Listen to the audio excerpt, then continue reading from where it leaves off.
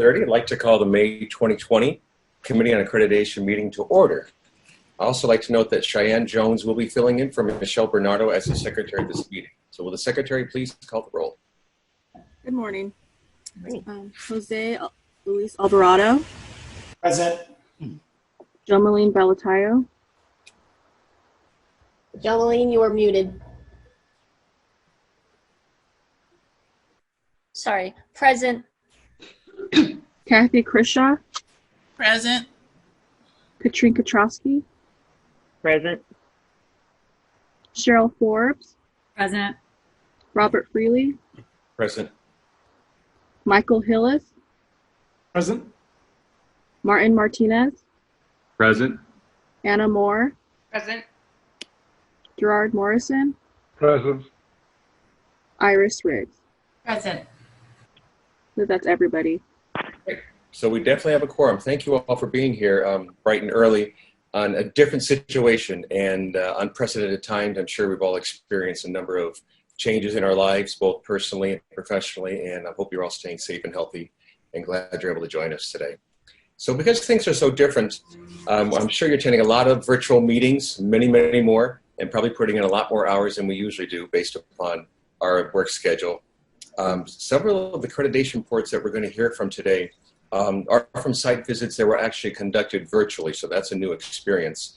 We're all kind of learning about the various protocols, techniques to ensure the meetings run as smoothly as possible, and that all are inclusive for all stakeholders while also being safe from the number of hackers. As such, the protocols for this, the second virtual COA meeting, you may recall we did one a couple months ago, are a little different than they were in March. So we need to take a few minutes to walk through before we get the day's agenda. Some of these were already went through a little bit prior to the meeting, but it would be good to go ahead and review as long as everybody's online here. First, the meeting is being conducted entirely via technology. Unlike the March meeting where staff were present in the commission room and members of the public were able to still attend in person, everyone is now participating from their own locale. We are using the webinar platform in Zoom as opposed to the meeting platform that was used for our March meeting. The webinar platform allows for public attendance, but COA members will not be able to see the public attendees. When it is time to take up an item, we will need a moment to bring the appropriate attendees into the main meeting room and make sure they can all hear the committee, and then we can hear them as well. Any member of the public that wishes to speak should use the raise hand feature located at the bottom of your screen. Staff will monitor for the raised hands and bring those individuals into the main meeting at the appropriate time. Obviously, these meetings make logistics a little bit more challenging, and we're just going to ask for everybody's patience as there may be delays as we go through the day. Just a few more things of note. Microphones. Members of the committee, we're going to mute your microphone to eliminate any background noise that you may get in the way of others hearing what is being said by the speakers. You can unmute yourself, but then once you do, please, once you're done speaking, that is, please go back to being muted. You may use your space bar to temporarily unmute yourself, as long as the active window is still in the Zoom window. So it's a lot like an intercom system. You just press the space bar while you're speaking, release it when you're done. Members of the public and other stakeholders who are joining the meeting as attendees, your microphones are muted automatically. When you are invited into the main meeting room to speak, the moderator will give you permission to unmute yourself. On a computer, you will do this by clicking the microphone icon in the bottom left corner of the Zoom window. Regarding Zoom identification, I'd like to ask that everyone check their Zoom ID and be sure it contains your first and last name accurately so we're able to call on you appropriately, and also we can get the names accurately recorded in the record. If you need to update your name, click on the 3 dots in the window with your picture and it'll bring up the rename option. When commenting or asking questions, committee members, some of you may be using the video and audio functions, and some might be using audio only. If you're using the video and wish to make a comment, please either physically raise your hand on camera or use the raise hand feature in Zoom, which is located at the bottom of the Zoom screen. And if you're unable to do any of those options, as a last resort, you can also send a message in the chat in order to signal you have a question or comment. Several of us will be looking for those comments or questions in the chat with their raised hands. But please be sure we don't miss you if you have something to say. So no worries if we have to have a slight delay to be sure everybody's voice is heard. And because we are a public body and must conduct our business in the public forum, we ask that you please do not use the chat feature to make substantive comments or have discussions on the items itself. Public attendees of these meetings cannot always see the chat box, and those who view the video archive of this meeting won't have access to any conversations in the chat. A word regarding motions and roll call vote. We'd like to ask that you make your motions, when you make the motion, you state the motion in full. It'll be very important than ever, more important than ever, that everyone participating is clear as to what the motion is that is on the table. So we may have to ask for clarification as we go through today's meeting. Because this is a teleconference meeting, we also need to conduct each vote by roll call, just as we did in March. So it's going to take a little time, and just bear with us. Before we do the vote, we'll remind everyone to be sure you are unmuted so that we don't miss anyone's vote. We have been advised by our legal staff that if you're unable to respond via video or audio, you may make your vote known through the chat function. The secretary will have to read your name and your vote when she gets to that part of the roll call to make sure it's an official part of the record, and also make sure the public knows what the vote is. Because this can be quite cumbersome, we'd like to leave this as the last option and only when necessary, but it is an option if we do need that. Regarding public comment, if any member of the public wishes to comment on a specific item, please use the raise hand feature at the bottom of your screen during the item. You will be brought into the main meeting room at the appropriate time and asked to state your name and affiliation for the record. There is also a time designated for general public comment at the end of the meeting. And if you wish to speak on a specific item, please send a request through the chat feature in Zoom telling us which item you wish to speak so that we can call on you during the appropriate time. Also, please ensure that we do have your full name and affiliation and which item, number, and name you wish to address. If you do not have the video or audio feature, you can also send comments through the chat mode and we will read those aloud. Again, be sure to include your full name and affiliation for the record. Just like an in-person meeting, this meeting is being recorded. And then after the meeting ends, the archived video and audio will be available via the Commission's website. Just a word about updated items. Please note that items 6 and 7 were updated and reposted earlier in the week. I believe it was on Tuesday. So just be sure you're using the most current version. If you printed copies of the agenda items or saved them to your desktop before Tuesday, you may not have the most current versions of items 6 and 7. Okay, that's a lot of info, a lot of protocols. Any committee members have any questions regarding all those protocols? Okay, seeing none, we'll move on to item 2. Item 2 is the approval of the agenda. Do I have a motion to approve the agenda for the May 2020 meeting? So moved by Co-Chair Moore. Is there a second? Second by Member Martinez. Now I'm going to do a roll call vote. So I'm going to ask the secretary to please call the roll. If in favor, please say aye. Opposed, please say no. Jose Luis Alvarado. Aye. Jomaline Bellatayo. Aye. Kathy Krisha. Aye. Katrine Czajkowski. Aye. Cheryl Forbes. Aye. Robert Frelly. Aye. Michael Hillis. Aye. Martin Martinez. Aye. Anna Moore. Aye. Gerard Morrison. Aye. Iris Riggs. Aye. Pardon me. Motion carries. Thank you. Moving now on to item 3. Item 3 is the approval of the minutes of the prior meeting. Do I have a motion to approve the minutes of the prior meeting on March of 2020? It would be appropriate at this time for any committee member who was not in attendance at that meeting to abstain. I saw a motion by Member Forbes. Is there a second? Second by Member Riggs.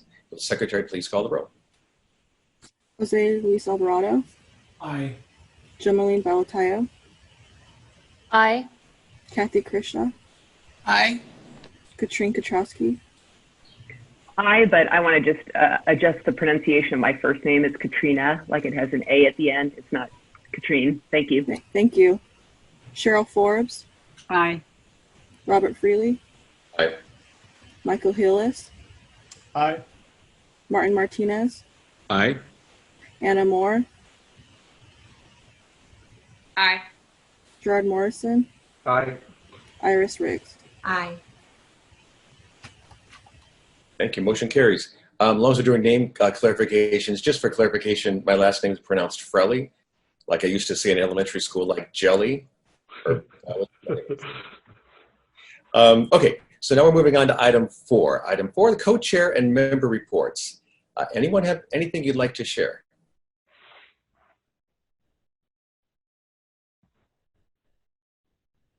Are we all still in shock from what's going on and trying to deal with everything? Yeah.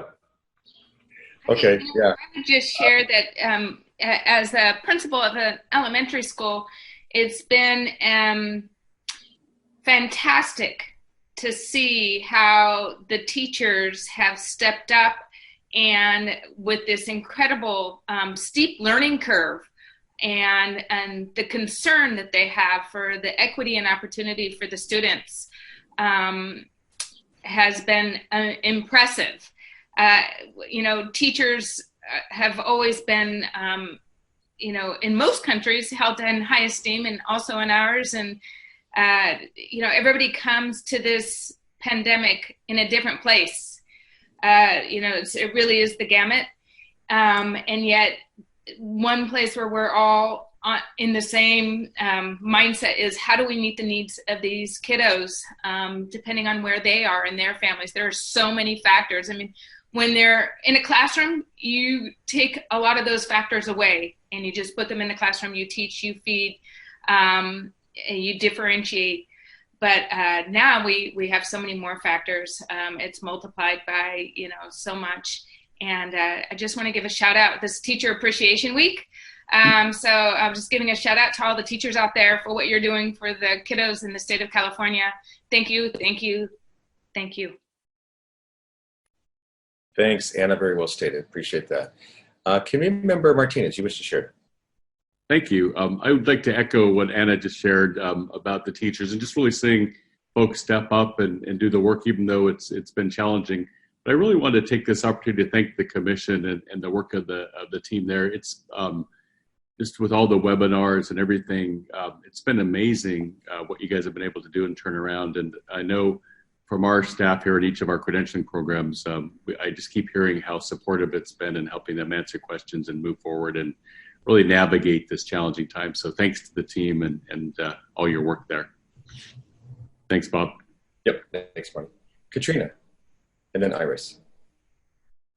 Yeah, I guess this is starting to sound like a familiar, hopeful report, but as somebody working directly with teachers in the classroom and mentors and candidates together, I remain hugely encouraged by everybody's ability to capitalize on learning at this moment. There's things people are figuring out right now about connecting with kids and making learning more efficient and applying the CSTPE in this new environment that's going to carry through to whatever the future brings. So I've been, again, hugely appreciative of the commission and the materials and support offered via webinars and also on your website. And from the field, you know, in the most southwesterly corner of the state, teachers are reaching out to kids. They're finding ways to provide parents with a chance to provide input in ways that have never happened before. So there's some really amazing things happening here, and people are looking forward. They're thinking, okay, how do we take what we're learning and apply it in the future? And they're definitely not breathing through a straw anymore. They're kind of headed for the goalpost. Yeah, it's all been very encouraging news. Thanks, Katrina, for sharing that. Appreciate that. Member Riggs. I would echo that also. I'm working in an elementary classroom and have been all year, and now getting the opportunity to see how hard the teacher I collaborate with is working, and getting a chance to be in Zoom with kids is a completely different experience than what we're having right here. It's been great fun. And also just wanted to say that as a person who always thought it would be too difficult for a math methods class to be put online, you know, although there are things that are still missing, the Mills College has been just incredible in sharing videos from their lesson study group. And it has saved me so much, and our students also who are missing out on student teaching this quarter, having full lessons to watch. It's just been an incredible source for us. So if you haven't accessed Mills College Lesson Study Group for elementary, it's just been a great piece. So Thank you. I also mentioned, you know, our associations, Association of Math Teacher Educators was another great source with webinars. So I think all of our teachers are learning that professional organizations are a real boost in times like this when we need resources quickly. Yeah, it is interesting to find out that all these different, I know from the music side of things too, all these different resources are coming forward that really have been there all along, but sometimes we don't reach out to them until we find out we absolutely need them. And then we realize what useful they are. So I know with my students, I'm constantly forwarding things to them to check it out. You know, hopefully this will be of value to you. There was a question. Oh, it looks like that's from Marty to Iris. Any other committee member wish to share? Actually, that was a good question. Okay. Marty was wondering how those Mills materials, if they could, where and how they could be accessed by other folks. If you go to the Mills College Lesson Study group, you should be able to find them. There are way more resources than just the videos, but there are at least 36, if I recall, 36, and they're full lessons, which is rare to find full lessons that aren't partially narrated and you only see clips, you know, so yeah. Thank you. Thank you. I'd just like to share a little bit from the TPA side of things, and I work with the TPAs. And that's been a bit of a challenge going virtual, especially for students who are trying to complete the TPA Cycle 2, if you're familiar with that one there, which includes the 4 videos. So there's been, the CTC has been outstanding. The commission is just wonderful in trying to accommodate the students and finding various options and putting it back to the programs to make the determination of how the students can meet the standards within their program and still be able to satisfy the requirements to receive their credential. And what they're offering is a program-sponsored variable term waiver for the students who are unable to complete all the requirements for their student teaching and leading up to their receiving their credential. So that enables them, gives them a year during the following year to go ahead and complete any other programs that they may have to do so. Terry, I hope I'm not stepping on your toes if you're going to share this later. And then they'll be part of an induction program while they're doing this, and then they'll have 1 year to go ahead and complete the remaining requirements, which in most cases will be TPA 2. And then at the end of that year, they will also have the option, if they wanted to go ahead and continue through, I believe it's December 2021, to get that completed. So there's just tremendous support all across the board, all across the state, and it's nice to see that students and faculty and staff and everybody across the state are stepping up to help each other in these unprecedented times. So thank you all who's involved in all that. Anybody else wish to share? Okay, we'll move on to item 5. Item 5, staff reports. And so we have any updates the staff wish to present? Yes, we have a few, and I know that I'm going to turn it over to both Erin and Terry as well, but I just wanted to start off by talking about, you know, the governor's stay-home order, you know, was March 19th, and we still had a number of site visits to do. So we have conducted, since we've seen you last, 12 site visits, primarily electronically. Some of them complicated visits, a couple of IHEs with lots of programs. So I just want to acknowledge both the staff and the institutions and all the personnel at the institutions, all of the stakeholders that are involved in these institutions who have really allowed us to continue to finish those and get those done for this year. Because it's been a pretty big undertaking, and you know, the staff has just been fantastic in trying to figure out how to make this happen, and institutions have really just stepped up. They've gotten the interview numbers that we were worried about before, that we had brought up at the last meeting. For the most part, we've seen pretty solid numbers across the board. There may be some exceptions, but not too many. So we've been really, you know, thrilled that we were able to not have to delay those till next year, because that just backs everything else up. So kudos to everybody on that. The other work of the commission continued on top of everything else we were doing, and I know Terry's going to talk about the COVID actions that the commission took. But I want to acknowledge Erin, because in the midst of all this, Erin kept the Common Standards review process going. And our field and our stakeholders and our BIR members kept working. So Erin, do you want to say a couple of things about that? Sure. And I would just like to add a little caveat here. I have 2 dogs. I have been working from home now for almost 2 months, and they are mainly silent all the time, but they are losing their minds this morning for whatever reason. So I apologize for that if you hear them in the background. So yeah, as Cheryl said, we have been able to move forward with all the common standards reviews via technology. It's been great. The comment earlier today from one of the members about, wow, you really have learned a lot about Zoom. Yes, we have. We've learned a lot about it and have been able to manage to keep the work going, use breakout rooms for the common standards reviews. We're able to put folks into private spaces to work. The consultants can join. They can proceed with their work. I actually am finding that doing the common standards reviews this way may be something that we can continue to do in the future. I'm not so sure about program review, but it seems like we're going to find that out in the fall potentially, because as things are, I think at this point it makes sense for us to try to plan for things virtually because we're so unsure about what things are going to look like. Cheryl did mention we did most of our site visits.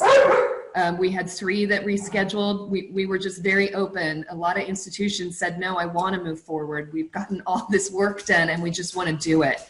But a couple of them were feeling really unsure and asked if they could reschedule. So we did that. So we're just adding those in, front loading those onto the site visit year for next year.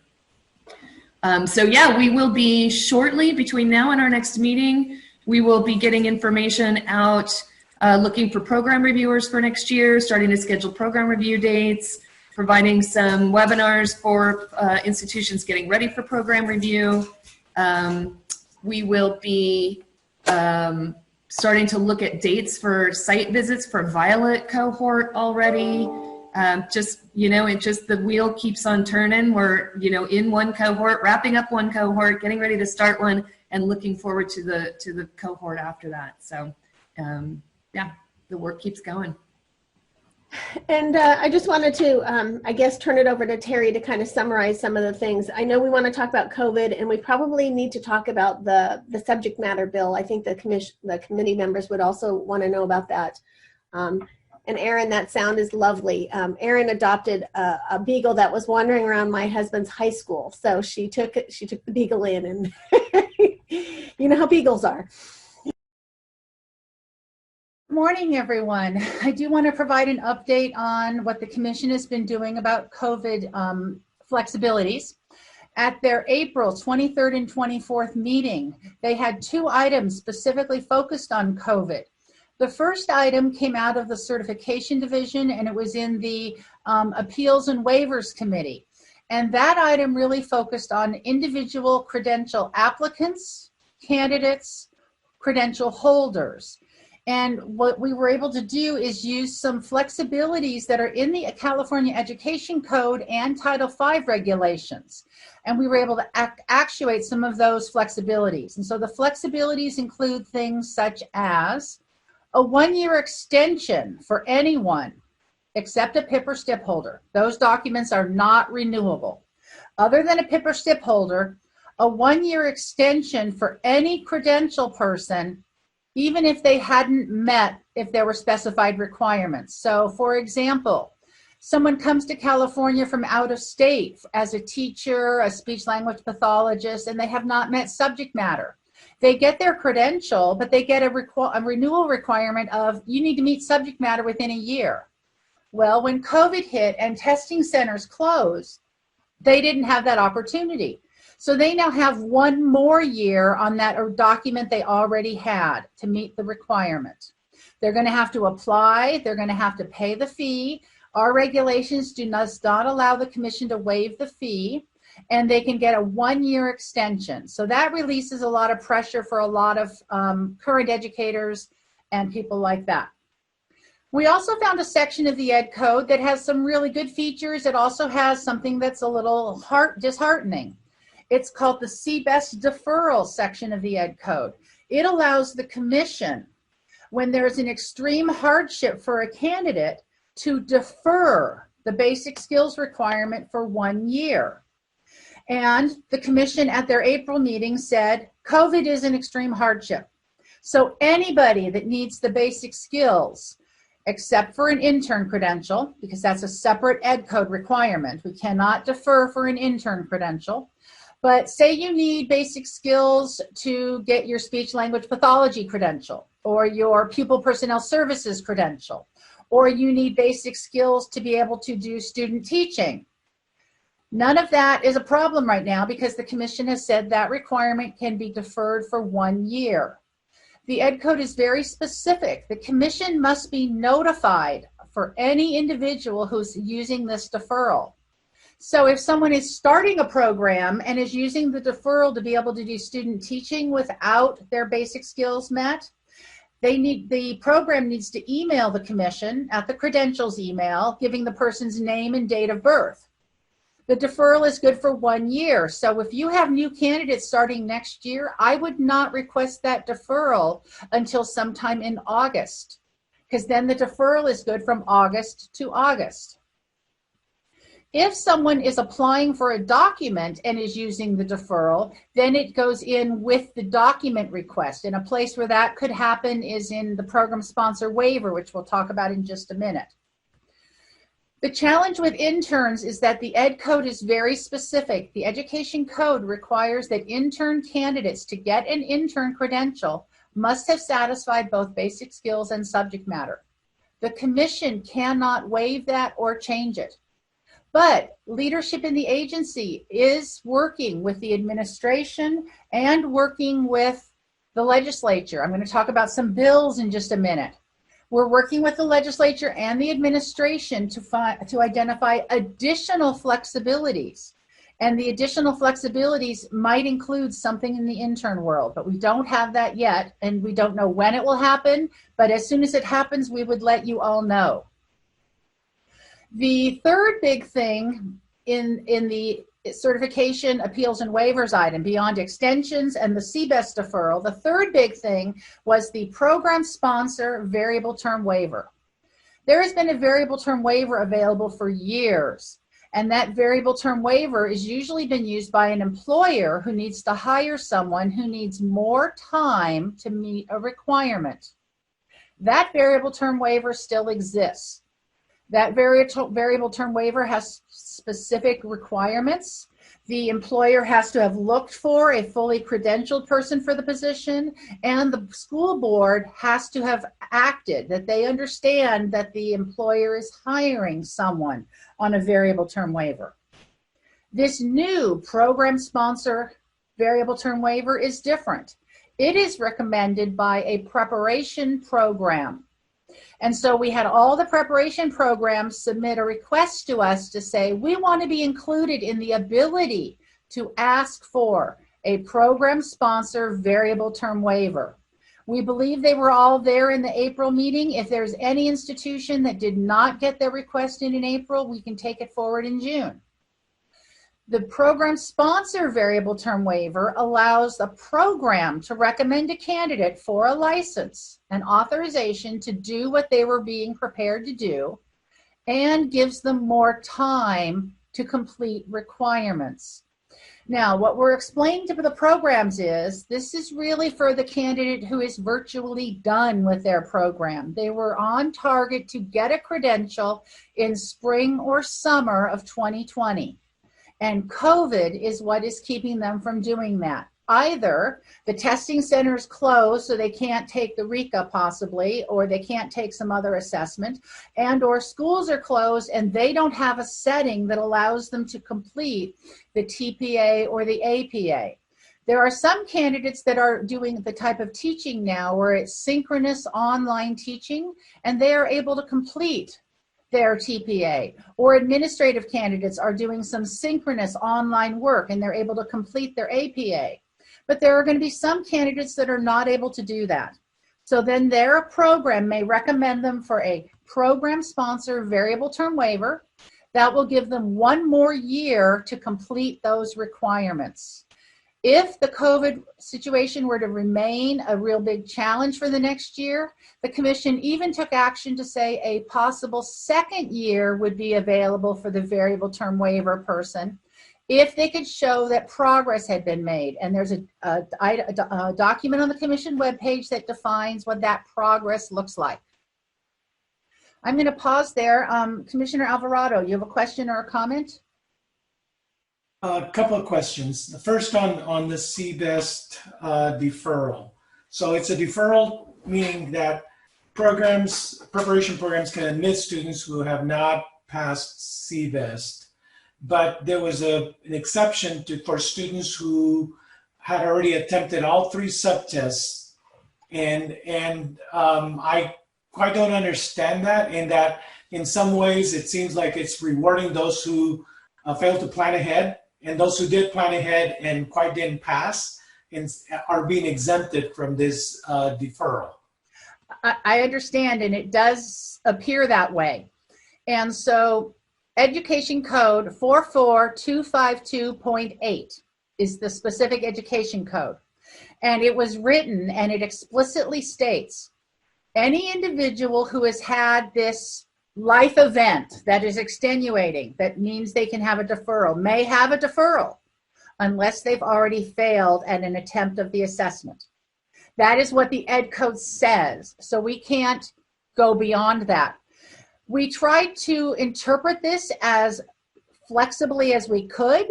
One way to interpret it would have been to say, if anyone's taken any subtest and failed any subtest, they've attempted. But we said, no, the CBEST has 3 subtests to it, and unless you've attempted all 3, you haven't really attempted the CBEST. So a candidate who has taken 0 subtests, 1 subtest, or 2 subtests may all apply for the deferral. The challenge is, if a candidate has attempted all 3 subtests and has not passed 1, 2, or 3 of them, this deferral is not allowed by Ed Code to be afforded them. And it's the Ed Code, that Ed Code was put in so many years ago, and we can only implement it the way it's currently written. So, and I understand that, I mean, if the limitation is the Ed Code, then a plan for considering who knows what lies ahead, adjusting or at least making a recommendation to the legislative body, yes, to make an adjustment on that, and that's certainly outdated. And then with regards to variable term waivers, so we sponsor them, those students who are in that situation or missing, let's say, at TPA. Are there any provisions or any plans currently for helping those students mitigate the cost of having to re-enroll at a university, even though, or a preparation program, though they were expecting to be complete, yet they're going to have their employment, but they still have to enroll in whatever portion of the program is going to support them to pass through or get through that last requirement? Right now, the state is in really bad shape. And I'm going to talk about that in a moment when I talk about the May revise. There has not been any firm plan for that at this point in time. I will say that what we are also telling preliminary preparation programs is don't necessarily require someone to fully re-enroll. Some places are coming up with an extension course that's 1 unit for a very reasonable amount of money. I've actually heard some of the private independents, their extension course is going to be free. We are not asking a candidate to re-enroll. We are asking a candidate to remain affiliated with their preparation program.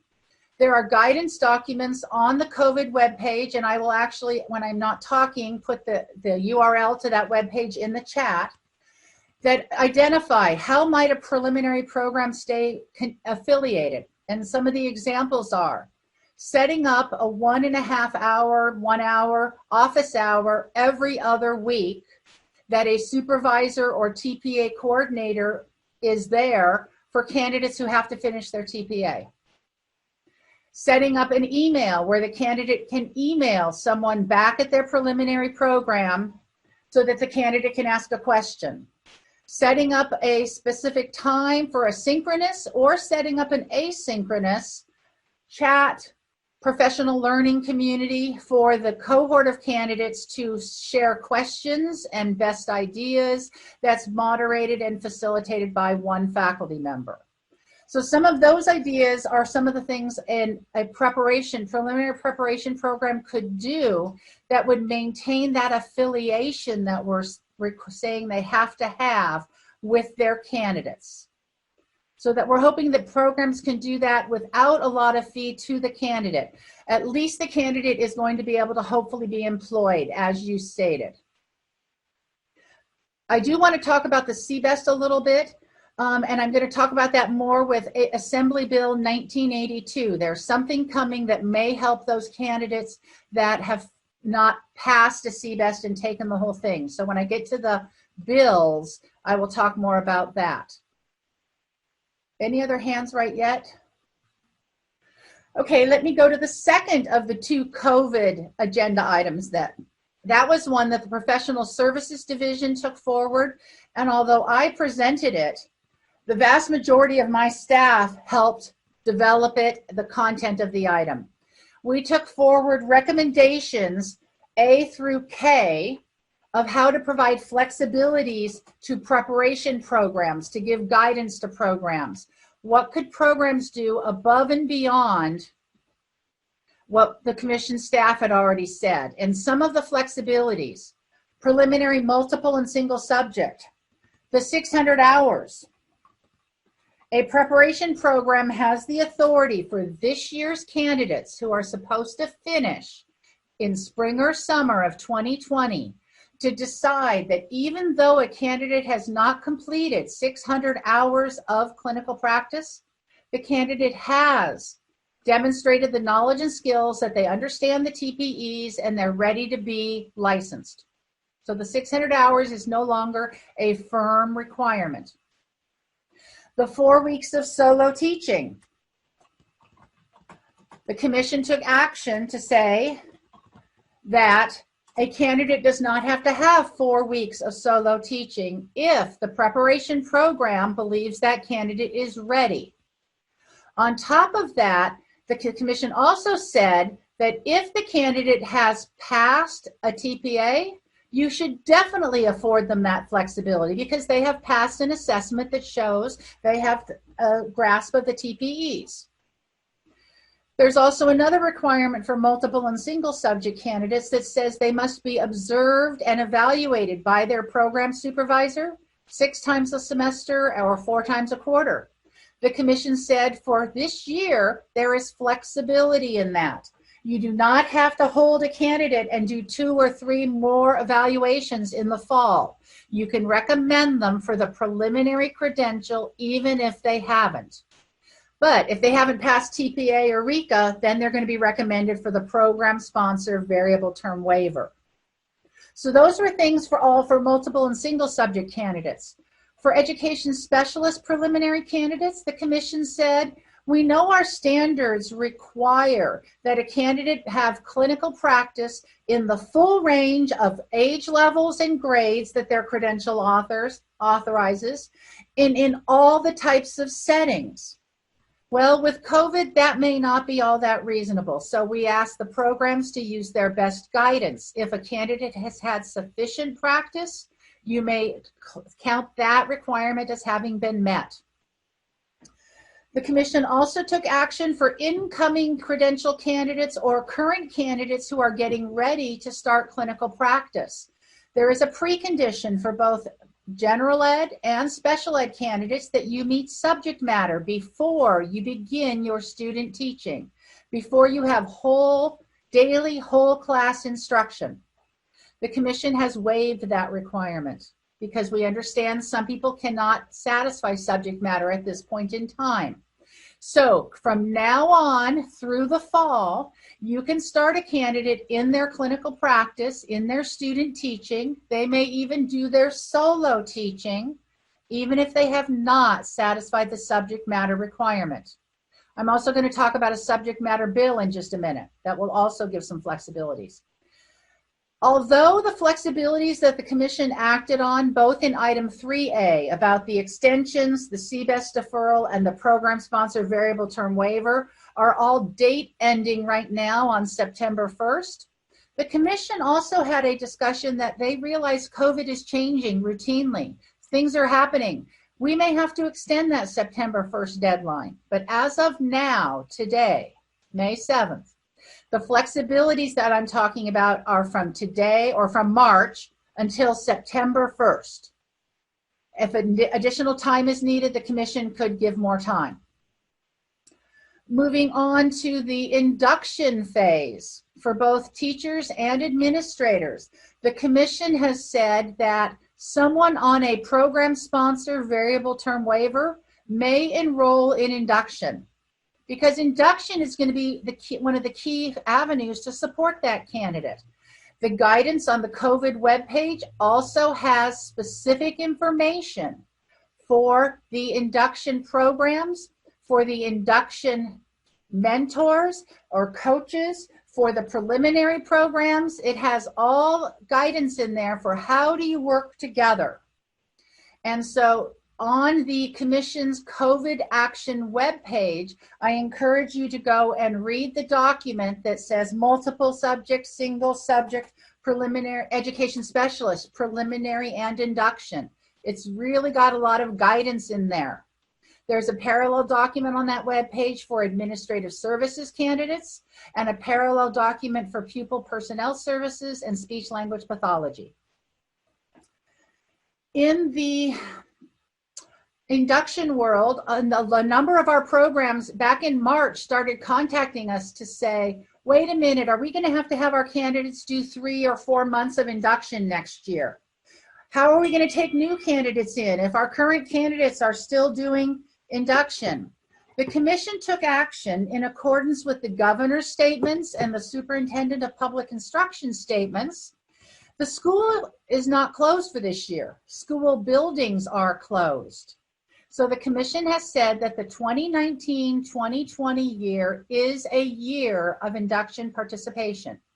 No candidate that is fully participating in the 2019-20 year needs to do additional induction work next fall to satisfy their induction year. Although I always put the caveat, this does not mean that someone who has not been participating, who has just been doing nothing, gets credit for a full year also. They have to have been participating to be getting credit for the full year.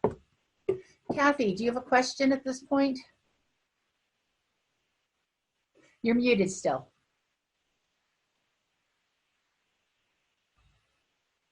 There it is. Is that better? Yes, I can hear you. Okay. So in regards to the preconditions waiver or deferment for the subject matter for the CSAT, yes, does that also apply for candidates who need to take 1 or more sections for a bilingual authorization? Yes. It does. Okay. Thank you. In the subject matter waiver, I do want to point out again, it does not waive it for interns. That as I told you earlier, we can't. Okay. In the area for pupil personnel services and speech language pathology, those are very specialized credentials. The Commission said the program should have additional flexibility, but the action the Commission took is flexibility that stays in alignment with the professional association requirements. So staff had done the research. What does the council, the KCREP, the NASP, the CSWE, and the ASHA, what do the national associations say about how COVID, how flexibility should be dealt with during COVID? And the programs can be more flexible than the Commission standards, but they need to stay in alignment with the National Association standards. And the last big action in the 4A item was the APA. The Commission took action last August to set a passing standard for the administrator performance assessment, and the passing standard was very low, really. And the action also included for the Commission to conduct a standard setting study this month in June to have an agenda item and to set a new standard. We did not conduct a standard setting study this month, and we're not going to. The action to the commission was, please postpone that standard setting study until 2021, and please affirm that the current passing standard stays in effect through the 2020-21 year. And the commission took that action also. The commission was extremely receptive. They were saying, we believe we have to take these flexibility actions now. This is appropriate for today. There may be more we need to do in the future. So I thought that went really well at the commission meeting. Of course, what the commission meeting action did was it engendered a lot of work because we had to get guidance out to the institutions. So within 10 days of that commission meeting, the agency held 4 webinars sponsored from professional services, 2 webinars sponsored by the performance assessment team, and then yesterday another webinar sponsored by certification for employers. And I believe we're close to 2,000 people, if not more than 2,000 people attended those webinars. All of the webinars, the video recordings, the PowerPoints, the question and answer documents, and all the guidance is available on the Commission's COVID Action webpage. We are holding back on the questions and answers for a little bit until we can get concise and complete responses. The PowerPoints are pretty much posted and the archives are posted. We hope to have all PowerPoints and all our archives of the video posted by the end of the day tomorrow. The Q&As are going to take us a little more time because boy, people ask a lot of questions. And we want to make sure that every question, whether it was asked, the same question was asked by employer group, the preliminary teaching group, the induction admin group, the pupil personnel group, we need to make sure the same answer is there on every topic. So we're working on those question and answers as quickly as we can. The commission has also put together a number of web pages, and the one I've been identifying in the chat is the Actions web page. That's the page I would encourage all programs to really look at now, because that has the most current information on it. I do need to give a shout out to professional services staff, the technology staff, the certification staff, all staff. They have worked really, really hard. You'd think maybe working from home and teleworking is easier. It's not. We are working hours and hours and hours, and staff has been exemplary in doing their work. I appreciate it so much. I believe we put out quality webinars this last week, and we're getting good information out there. I still have a couple more. I know our first time certain is 9:30, so I'm going to try to be quick, pretty quick. Erin, do a couple things before 9:30, just so you know that. I do know that. I'm not trying, Cheryl. I really am. Well, that's fine. I just wanted you not to think that we have until 9:30. No, I do know there's a couple before the 9:30 thing. I do want to give thanks to Erin again. We've actually brought Catherine Carney on back as a retired annuitant for a little bit of team work, because Erin moving through common standards is a ton of work, but we also have to set up common standard teams for the 2021-22 year already, the violet year. And we also had to finish setting up the teams for the 2021 year. And so Catherine has been a godsend to us. We've almost got the 2021 teams done. On top of that, we have BIR training planned for next month, which used to be a 2-day in person. It will now be a 2-day through Zoom with breakout rooms, as close to in person as we can get. We have staff that's been working with work groups. The special ed design team, which is being led by Amy Rising in the performance assessment development work, but PSD staff is involved, meets monthly. Kathy, thank you for your service on that group. The BILA, the bilingual authorization work group, the standards refresh work, we had to cancel the April meeting. We could not change to online that quickly, but they are meeting in May. Cheryl, thank you for your work with that group. The CSTP group is starting to meet. It will meet in June. So we are going to start our work groups, even though we have to start them through this technology approach. The May revise is due out by May 14th, and it is going to be somewhat painful. Remember back to January in the good old days before COVID, and I talked about $350 million that the commission was going to get to give out. None of that is going to be there. None of it. It is all going to be gone. It is possible state agencies are going to have some sort of cuts. We just don't know for certain yet, but we know it is going to be a very slim year. So we have already been told as the state, no travel unless it's absolutely essential, no hiring unless it's essential. So we will know a lot more within a week. I do want to talk very briefly about 3 specific bills. The Assembly Education Committee met yesterday for their only meeting during this term. They had a lot of bills. They did not hear all the bills, but 3 of them they did, and they did pass them out of their committee to the full assembly. One of them is a CBEST, a basic skills bill. And this bill, AB 1982, would allow a candidate who has a grade of B or higher in a degree applicable mathematics and or writing course to use that course in lieu of the CBEST. That bill moved forward. We think hopefully it will be signed. If it continues to move forward, it may have a sunset date on it because it is being moved very quickly because of COVID. If it is signed as normal legislation, it would take effect January 1st, which means people in your programs, if they have a B in a writing intensive course, and we'll define these better, and a B in a mathematics course, that would satisfy their CBEST basic skills requirement. So that's the one possibly good news here. There's another bill on subject matter, and it's a commission-sponsored bill, and it's AB 2485. It is going to allow additional options for people to meet subject matter. Right now, there really are 2 options. Take the test and pass the test wholly, complete a commission-approved subject matter program, complete the whole program. This bill would actually add a couple more options. The first option it would add is, in addition to a commission-approved program, a third option of an accumulation of courses, and that the courses address each of the domains in the subject matter requirements. So we would have to do some analysis. This is in essence getting us to the area where if you have a degree in the subject, you would be able to satisfy subject matter by the degree.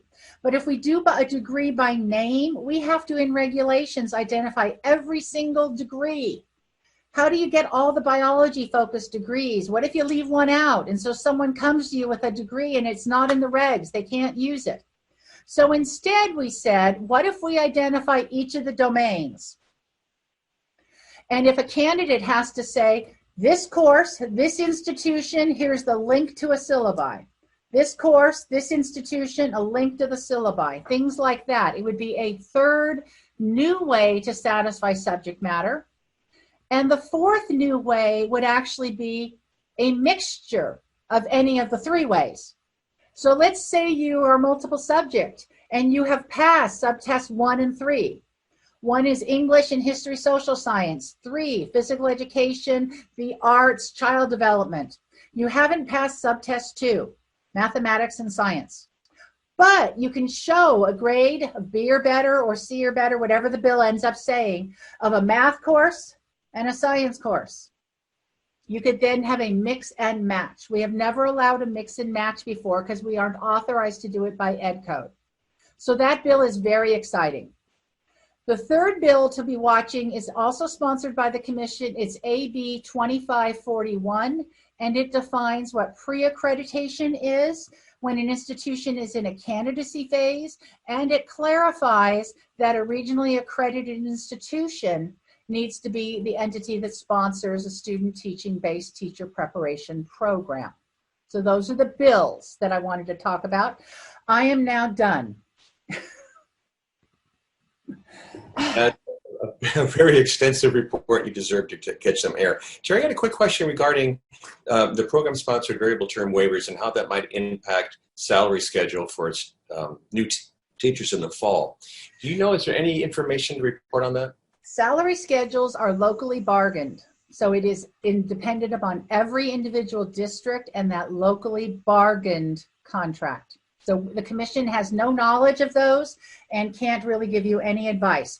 We are telling employers that these people on program sponsor waivers They are virtually done. They are almost holding a preliminary. So we're telling them that, but we can't control how the salary schedule works out.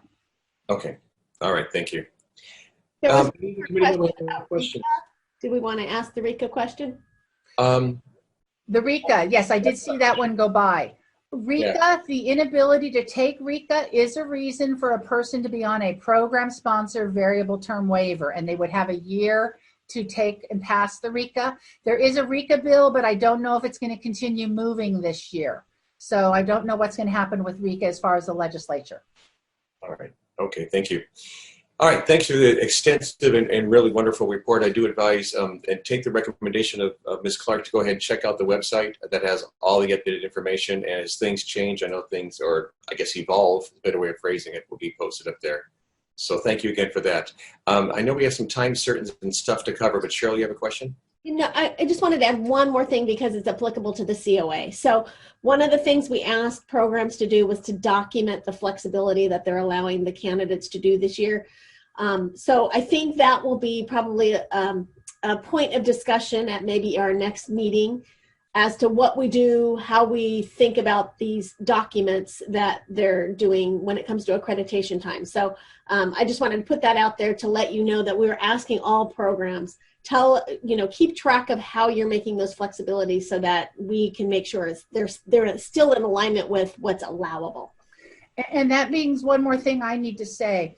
We also made it very clear to the preliminary programs that they need to do an enhanced individual development plan with anyone leaving their program, and they need to really emphasize with their candidate that they need to give this individual development plan to their induction program, because the induction program needs to know what the candidate needs to do still to be able to finish the preliminary credentials. So from the commission's point of view, we're going to have them all do up to about a 5-page program modifications document.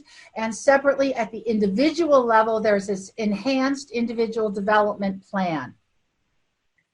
If Sandra Charlman is on the line, I need you to put your full name on so I can bring you into the meeting. I believe I brought the people in as panelists who are going to be on item 6 in case there are any questions during item 6. Okay, thank you, Terry. Katrina, do you have a follow-up question regarding Rika? Okay, all right, thank you. So we have a number of items. We have a 9:30 time certain, but I believe that's going to have to wait, if that's okay. Item 6 and item 8 are two items that we do have attendees joining us here. I believe items 7 and 9, from looking at that, can wait. Those would be relatively quick that we can move to later in the day. So we're going to move on to item 6. Item 6 dealing with program approval recommendations. As a reminder, this item was updated and reposted on Tuesday of the week, so be sure you're looking at the most current version. Program approvals. This section is for action, and there are 4 institutions with programs for approval. Given the complicated nature of this meeting, I suggest we take them one by one, and we will do the presentation, we'll discuss it, and then vote on each one individually. So we'll begin with the Fresno County Superintendent of Schools, designated subject career technical education. And joining us today to answer questions about the proposed programs are Janet Sloan, the CTE ROP Director, and Valerie Vucic, CTC ROP Executive Director. Did I pronounce that correct, Valerie? Close enough. Okay, close enough. All right. Sorry if I butchered it. Any recusals on this item? All right, seeing none, will the institutional representatives like to say anything about the program? Yes, hi, this is Janet Sloan, and I just want to thank the Commission for their assistance in their review, and we're looking forward to being able to offer this program to our surrounding districts. Great, thank you, Ms. Sloan. And any committee member, anybody else wish to comment or ask questions? Committee members, an opportunity for you to ask any questions you might have regarding the Fresno County SOS.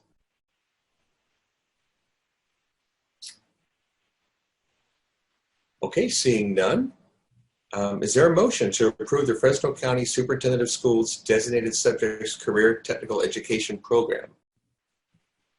Motion by Member Hillis. I saw a second by Member Morrison. Will the Secretary please call the roll for the vote? Jose Luis Alvarado. Aye. Jomeline Belatayo. Aye. Kathy Kershaw. Aye. Katrine Czajkowski. Aye. Cheryl Forbes. Aye. Robert Frelly. Aye. Michael Hillis. Aye. Martin Martinez. Aye. Anna Moore. Aye. Gerard Morrison. Aye. Iris Riggs. Aye. All right, motion carries. Congratulations.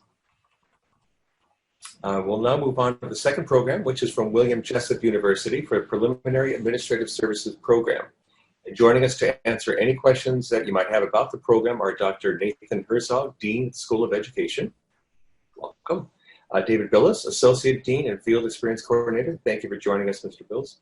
And then Dr. Mike Grachenkopf. Did I get that one right? All right, great. He's coordinator of the MA Ed and also BASC and assistant professor within the program. Are there any recusals on this item? All right, seeing none, would the institutional representatives like to say anything about your proposal?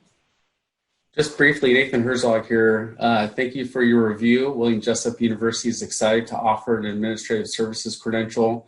We have amazing full-time faculty that are qualified to teach in this area, as well as community members that are participating with us in collaboration to deliver this degree. And thank you for your time, even during this strange time with your review, and we appreciate your effort put in this. Great, thank you, Dr. Herzog. Would anyone else like to comment? Mr. Bills. Oh, no comment? Sorry, I apologize. I was just saying we're good, I think. Oh, okay, no worries, great. It's my universal sign on Zoom. Right, and just get a thumb workout. All right, this is a chance for any committee members to ask any questions that you might have of the William Jessup University. All right, seeing no questions, is there a motion by any committee member to approve the preliminary administrative services credential program from William? Yeah. I'm sorry, I see Iris waving her hand. Hi, Iris. Go ahead, Iris. Sorry. I just had a question. When I was trying to look for the specific feedback, I had trouble finding it related to that program. I saw all of the stuff from the accreditation visit, but I was just having trouble finding the program, and it's probably just me because honestly, I'm. It's on the website, but it's the on the far right column. It's on the very bottom right hand corner. So that's where we put all the past stuff under just a couple of links right in there. Ah, the very bottom. Okay. Sorry. I was looking at the feedback from the CTC, and then it was for the accreditation visit, not the specific pro. Thank you. Thank you. Great. Thank you for that. Any other committee member have a question? Is that Jose Luis Alvarado? Do you have a question? Yeah, when I clicked on the link, it basically would send me to request access to the document. It didn't give me access to the actual program documents. And they are listed on the bottom right-hand corner, but they're password protected. So I wasn't able to see any of them. So we actually sent the access code in an email. I'm not sure if we need to, if it's appropriate. Actually, I can just send it in the chat if that would be okay. So that way the panelists can see the access code.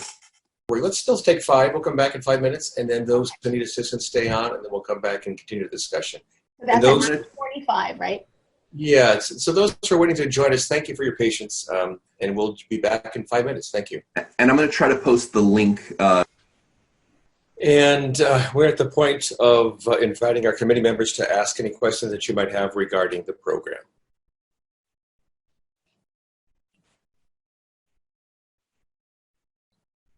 Member Alvarado.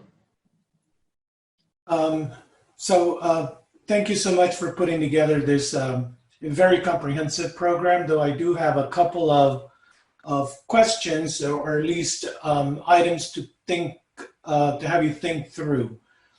And it has to do with the infusion of addressing issues of individuals with disabilities and special education programs. And I, again, I did just a very cursory review really quick, trying to look as many of the course syllabi, required readings, and so on. And I really didn't see any readings or that topic specifically addressed. In terms of issues of equity, that with regards to the achievement gap, it speaks to that, but it doesn't necessarily speak to the two groups that are most impacted, and that's individuals who are English learners and students with disabilities. So just making sure that there's that's viewed within the construct of diversity and serving diverse student populations. And that sort of leads into my second point with regards to, I think it's Education 607, where you speak to the law. And I don't, as an administrator, I need to tell you the number one area in which schools deal with litigation is special education. And so I didn't see anything about that when they're talking about, in the syllabus, when it talks about the law and issues with legal issues and so on. So I would encourage you just to rethink how you can infuse the content that's going to be so critical to the success of the candidates you're going to be preparing. I think that those two topics are covered in just about all the classes, but there's two classes specifically where there are, if you clicked into the syllabus, you would see because I personally worked with the library services as they helped us put together disability, English as a second language, special education, all those different things. And so there's specific articles that deal very specifically with those issues. And then within some chapters, I believe there's a textbook that speaks about diversity. And in each of those, they've got different sections that speak on those, about approximately 10 to 12 pages. Again, that's within one specific reading that just popping to my mind. But we definitely made sure we covered all of those things, and they are specifically put in by the reading. So library recommended some resources. I reviewed them, and the professors have implemented them. Great, thank you. Thank you. Any other committee member have any questions or comments? Member Czajkowski. Yes, I would just second Member Alvarado's suggestions regarding attending to the opportunity gap. The APA clearly prioritizes an administrator's ability to discuss issues of equity and diversity, and so it's incumbent on all programs, whether it's clear through the written material or not, to prepare students to consider how obviously diverse students need to be supported through administrative decision making. So perhaps just taking a consideration of how the APA requirements map onto your course materials might be instructive as you launch this, because the two need to be hand in glove, not, oh, by the way, here's the coursework and then the APA follows. I think that just might be something to think about since you're starting. Thank you.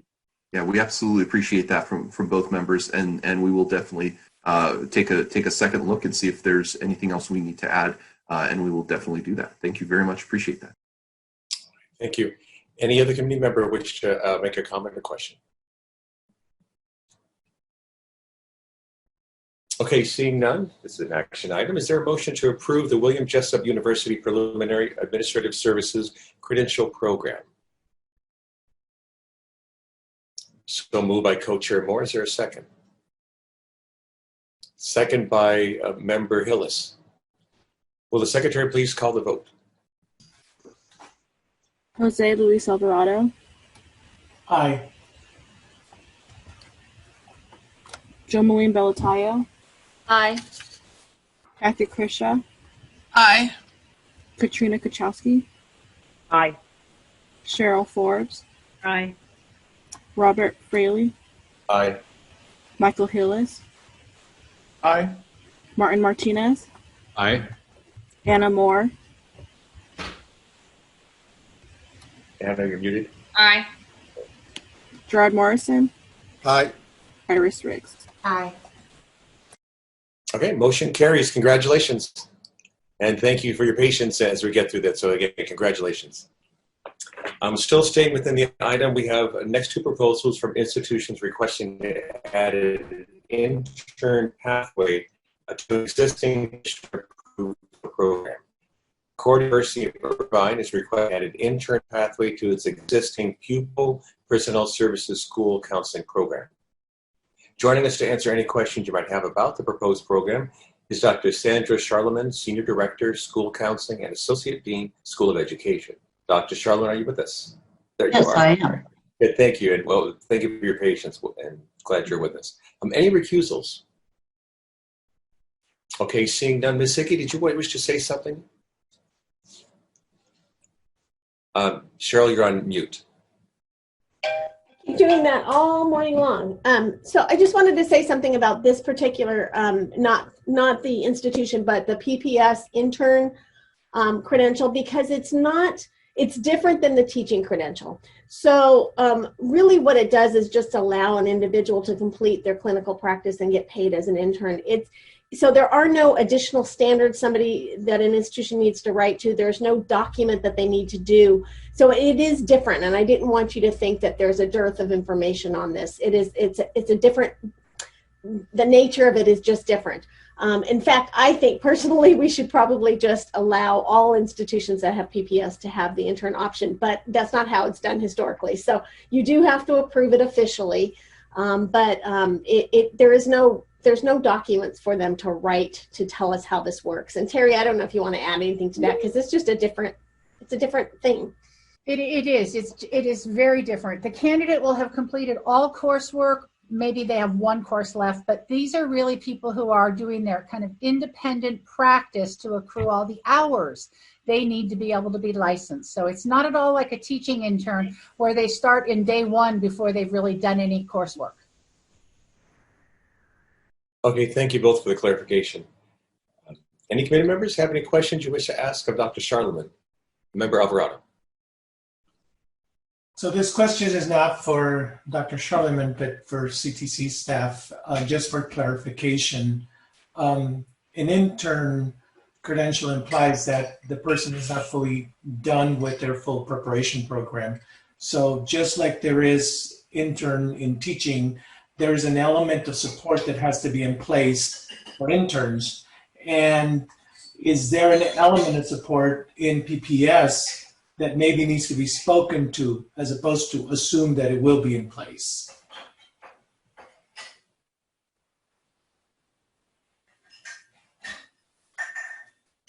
Thank you. There is, but it's no different than the supervision that is taking place with a candidate who's not on an intern credential. It's the same level of supervision. It's the same type of independent practice. So there is supervision, and it's already been addressed in the program standards for all candidates. All right, thank you, Terry, for the clarification. Any other questions at all?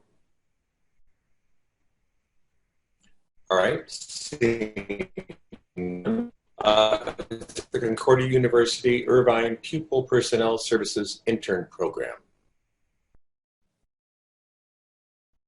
So moved by Co-Chair Moore. Is there a second? Second by Member Czajkowski. Will the Secretary please call the roll vote? Jose Luis Alvarado. Aye. Jumleen Belatayo. Aye. Kathy Krishaw.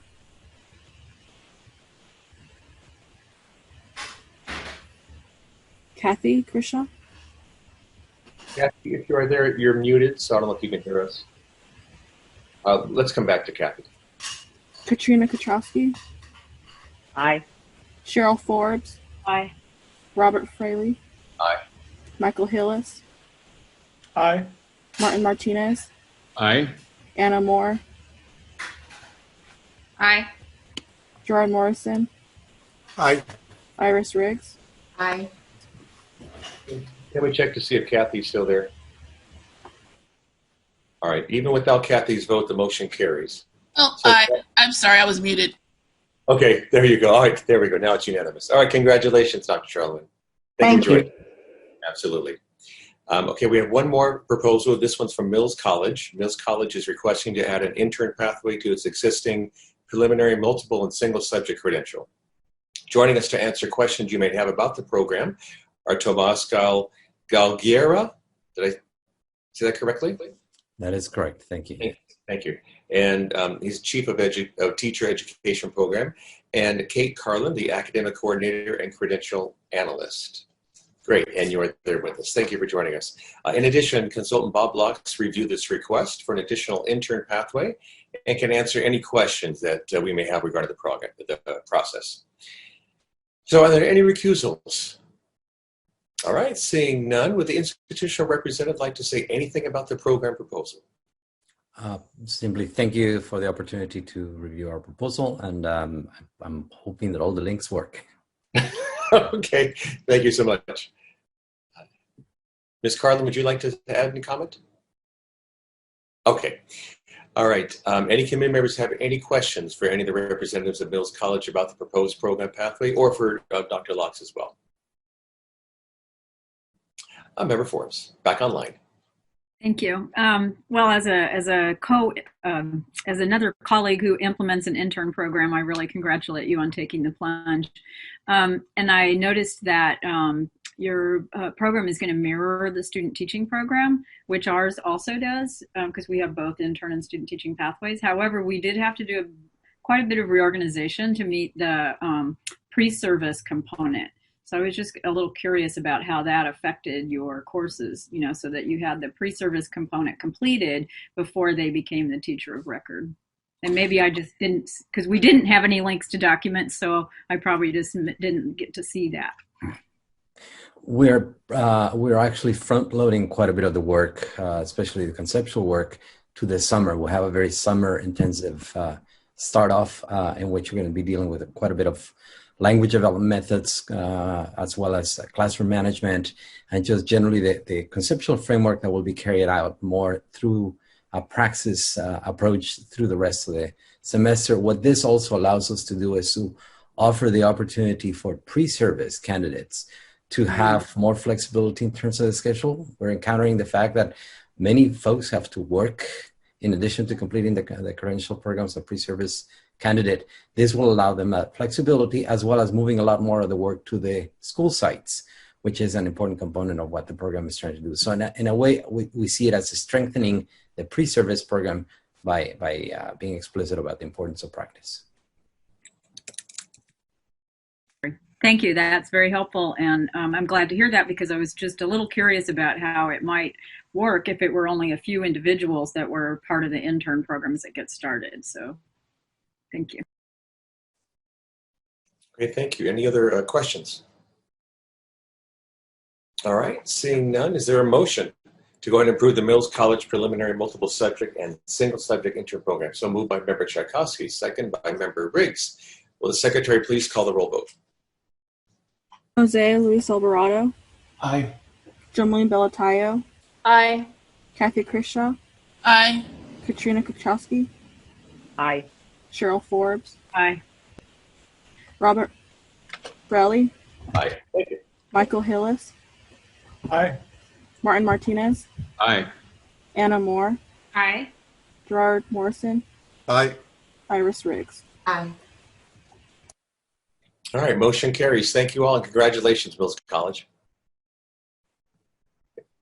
All right, we're going to move around just a little bit here, and we're moving on to, I believe we're going to move to Cal Baptist, right? Cal Baptist, and that is item 11. So we're bouncing around just a little bit. We'll come back to the other items. We're moving on item 11. That's the 9:45 time certain. And is that okay with the 9:30 time certain? Are we all right on that? I have to have Karen, I don't know if you can hear me, Karen, if you could let the West Contra Costa people know, and Alder. So apologies to Alder and West Contra Costa. We have an issue that we need to deal with on Cal Baptist. We're going to lose our team lead who has a class she has to teach, and there are potential stipulations there. So we want to make sure that we get her perspective. West Contra Costa has been notified. And the team. Thank you. Okay, so we are then on to item 11, and that's the report of the accreditation team to California Baptist University. Consultant Jake Schuler will introduce the item, and joining him is team lead Dr. Jill Hamilton-Bunch, and institutional representatives Dr. Robin Duncan, who is dean, and Dr. Rose Park, associate dean, both of the School of Education. Does anyone need to recuse themselves? All right, seeing none, Mr. Schuler, will you please begin?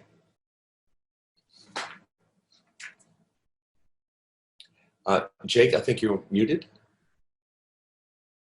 You're no audio, Jake.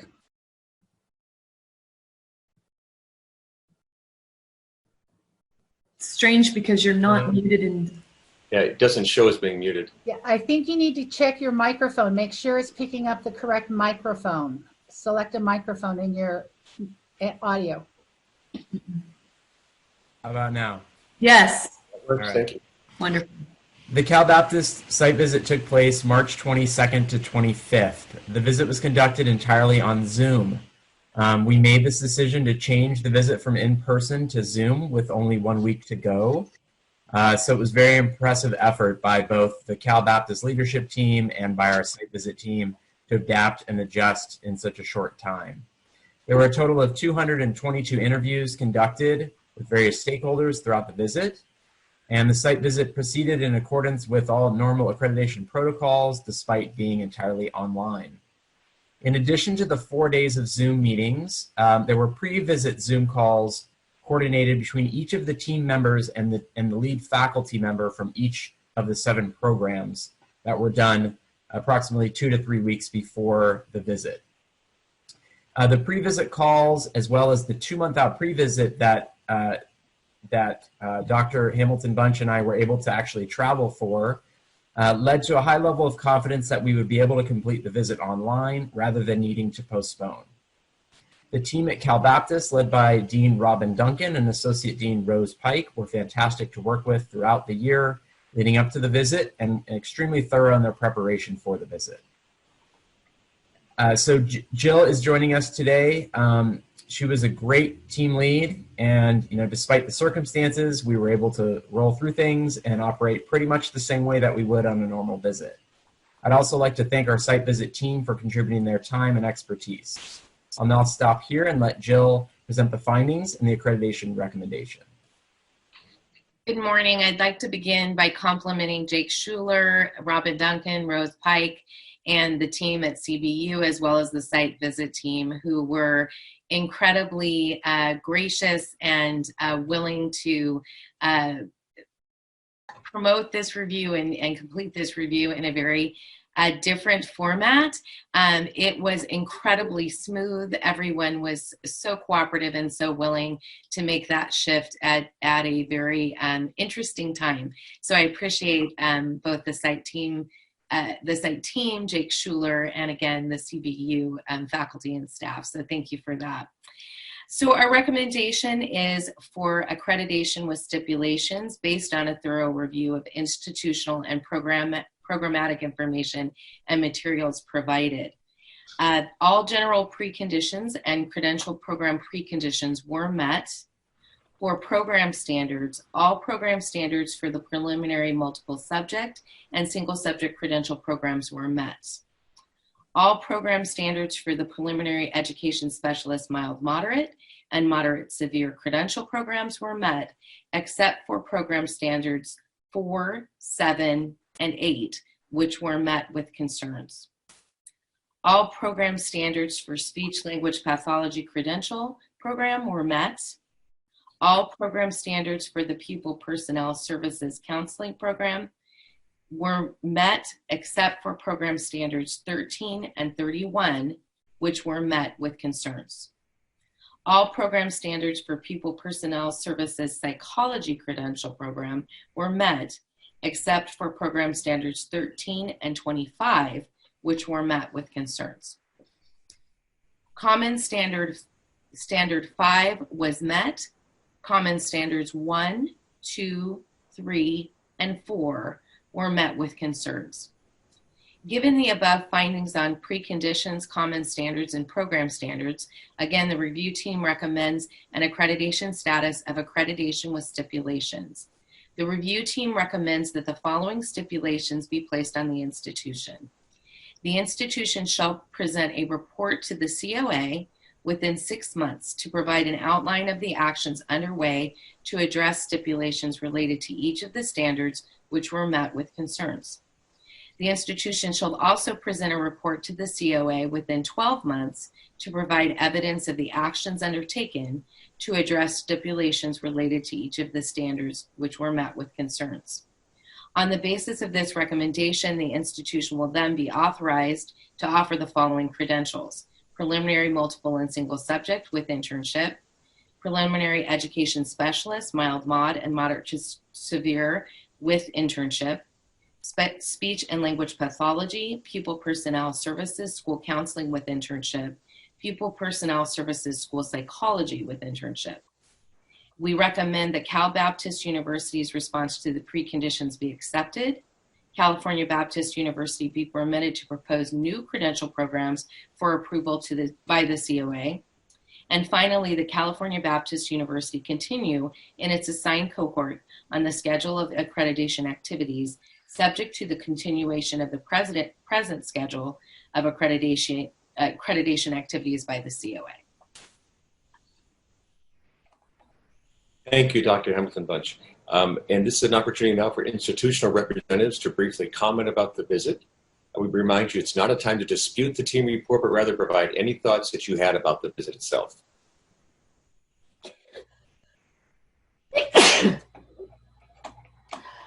Now, can you hear me?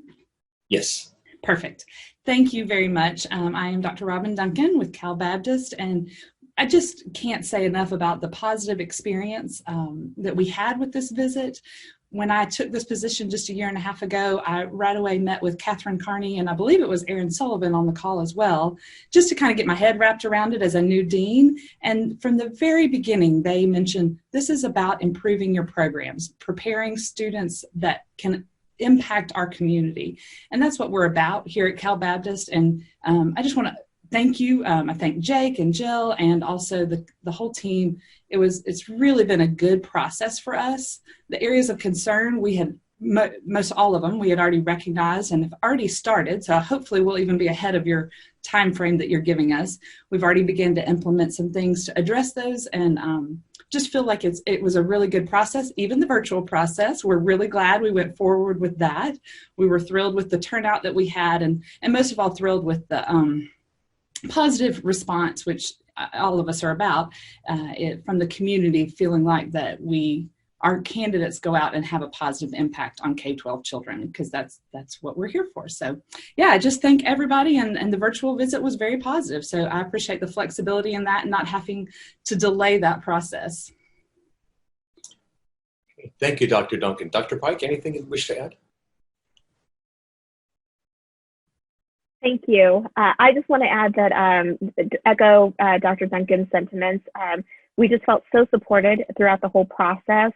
There wasn't a day that in those 3 to 4 days that we didn't debrief and wrap things up. And again, from prior to the visit, the pre-visit, moving forward throughout up until the very last day, and when we got our report, just felt such a sense of comfort, positivity, the whole spirit of just making improvements always to better the program so that we can better serve our students. So thank you for the positivity, thank you for the support, and we're very grateful. Great, and thank you for the comments. Very glad to hear. This is an opportunity now for any questions or comments from any of the committee members. Member Balategui.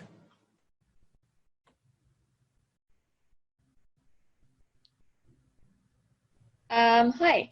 I have a question regarding the report, particularly with page 11. Your candidates and your completers stated multiple times that they weren't provided a listing of clinical sites, and they found that it was difficult to find placements on their own. What steps have you made to address this issue? So, and I'm sorry, which program? We're talking about preliminary multiple subject and single subject credentials. I'm looking at page 11 of the report. Okay, so for that's talking about pre-student teaching placements. So we're working with RUSD, our most local system, to identify schools in our nearest area and working with them to develop that already. Okay. Another one, please. On page 11, of the report, it says that candidates have expressed a desire for more preparation and universal design of learning and multi-tiered system of supports. What steps have you made to provide them with this additional training to successfully work with students with special needs and collaborate with resource special ed teachers? Great. I'll let Dr. Pike speak to that because I know that is introduced in her class. Okay. So yes, so we've intentionally gone back and added more UDL in one of the very first introductory courses to lay out to introduce them to UDL, to introduce them to MTSS, and then the future courses throughout their sequence then is going to build upon that so that it applies specifically when they're learning about English language learners, they're learning about UDL and MTSS, when they're learning about addressing diverse learners' needs, especially those on IEPs or 5 and 4s, that's embedded there as well. In the PPS program, they've already done some revision work to make sure that they are building a solid foundation for Tier 1 supports, and then moving through their both counseling and school psychology, building on those Tier 1 supports in order to address students that are at the Tier 2 and Tier 3. So we had already seen a little bit of that about maybe about a year ago last summer when we started looking at our course sequence and what we were offering students in terms of addressing diverse learners. And so we were intentional about starting to plug in those pieces at that time. Does that help to answer the question? Do you need more clarification? No, that is fine. Thank you. Okay. Also, another question regarding the IEPs, the IEP processes and transition to planning. What steps have you made to provide more training and practice for your teachers? So yes, I'll go ahead and speak a little bit to that as well. So some of the same, looking back, we wanted to make sure that our general ed students that are going into general ed have a solid foundation in terms of how to cooperate with the ed specialist teacher, to know that it is not just the ed specialist teacher's job to address goals and to work towards those goals, and to understand in general the IEP process. And then our ed specialist program is being much more intentional also about looking at the IEP process from beginning to end, starting with SSTs or whatever the site calls them, moving forward up and through transition programs. And then obviously the collaborative model and the fact that so many students are now not in mild mod classes but are moving over to mainstream classes, what that looks like, because of some of our candidates and our alumni had expressed that concern as well as to what do I do with students that have IEPs or special needs in my gen ed classroom. So all of these things, we're glad that they came to light in print, but we had already had a little bit of that feedback from our alumni when they come for different events. So those pieces are being very intentionally planned and developed in those courses, both gen ed and ed specialists. Thank you so much. Thank you. Thank you. Member Morrison.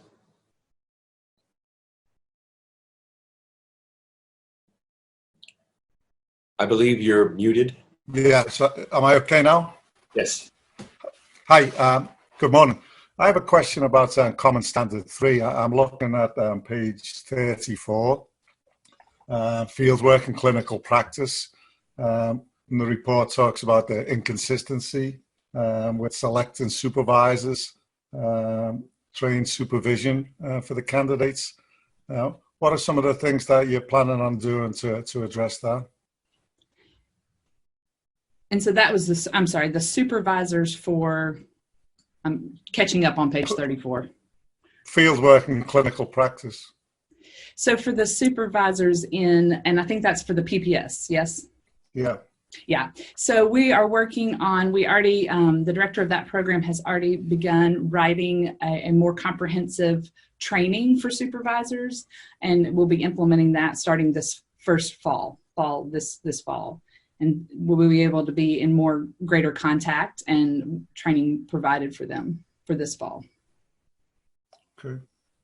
Thank you. Any other committee member? Member Czajkowski. Yes, my question is also related to preparing your education specialists. And so I guess I'm curious about ways or strategies you have in mind for connecting your students to the larger context of education for students with special needs. In what ways can you set your students up to form partnerships with social service agencies and other groups that might enhance your candidates' awareness of the needs of students with disabilities? I guess I'm speaking specifically about, standards 4, 7, and 8 for your ed specialists. So one of the things that we've done a little bit of the past and we'll do more intentionally moving forward is bringing in those entities into classrooms for being guest speakers. We already do quite a bit of that during our student teaching seminar. So when the candidates are actually out doing their clinical practice, we have seminars where we meet on an evening. We invite entities to come in and speak to students about collaboration, about seeking out those resources. In my class in particular, when students enter the program, we touch on how to access resources from the community, from within the school district, and start that process when we're talking about SSPs and meeting pre-intervention and then moving forward to the intervention phase. So in addition, like I mentioned before, our ed specialist program is more intentional about bringing in those connections and making sure that when students go out into the field, then when they do clinical practice, that they are indeed practicing seeking out those resources for students, documenting those resources for students. And that obviously is going to take collaboration on the gen ed side, the ed specialist side, the mentor teacher or master teacher, and administration. So being very intentional about the fact that this is a group and a collaborative process. It is not just one teacher seeking out resources, but it's a group coming together to provide those resources. Thank you, Dr. Pike. Anybody else have any questions or comments? I see Member Czajkowski and then Member Riggs. Would you wish to also have a question? Yeah, I just wanted to thank you, Rose, for your response right there. I have come to appreciate the complexity of what it means to be a practicing ed specialist. And so, they're 1 year away from that super complex reality when they're in your program. As I see you nodding, and that's true, and as I'm responsible for induction, and with induction, we tend to emphasize the CSTP, right? Not so much the technical aspects of being an education specialist. So I just really encourage you to think, how can you set your students up so they really have an awareness of how to draw expertise when it comes to all of that specific case management IEP things. Those are critical direct instruction realms for your pre-service program, because once your candidates leave you, they're going to have to scrabble and find that stuff on their own. Thank you. Thank you for that. Riggs, did you wish to comment? Oh, I'm sorry, Dr. Duncan, did you wish to reply? No, just thanking her. Okay. Thank you. And then Member Riggs, did you have any comment? Yes, I do. And just a clarification, some of us are raising our hand in the participants list, and so I wasn't sure how to go about getting into the sequence. But my question really relates to the accreditation decision. We've been hearing a lot about what will happen in the future, but I'm trying to understand the accreditation decision for stipulations, and one would like to hear from the team or the consultant about how that decision was made, that it was stipulations rather than major stipulations.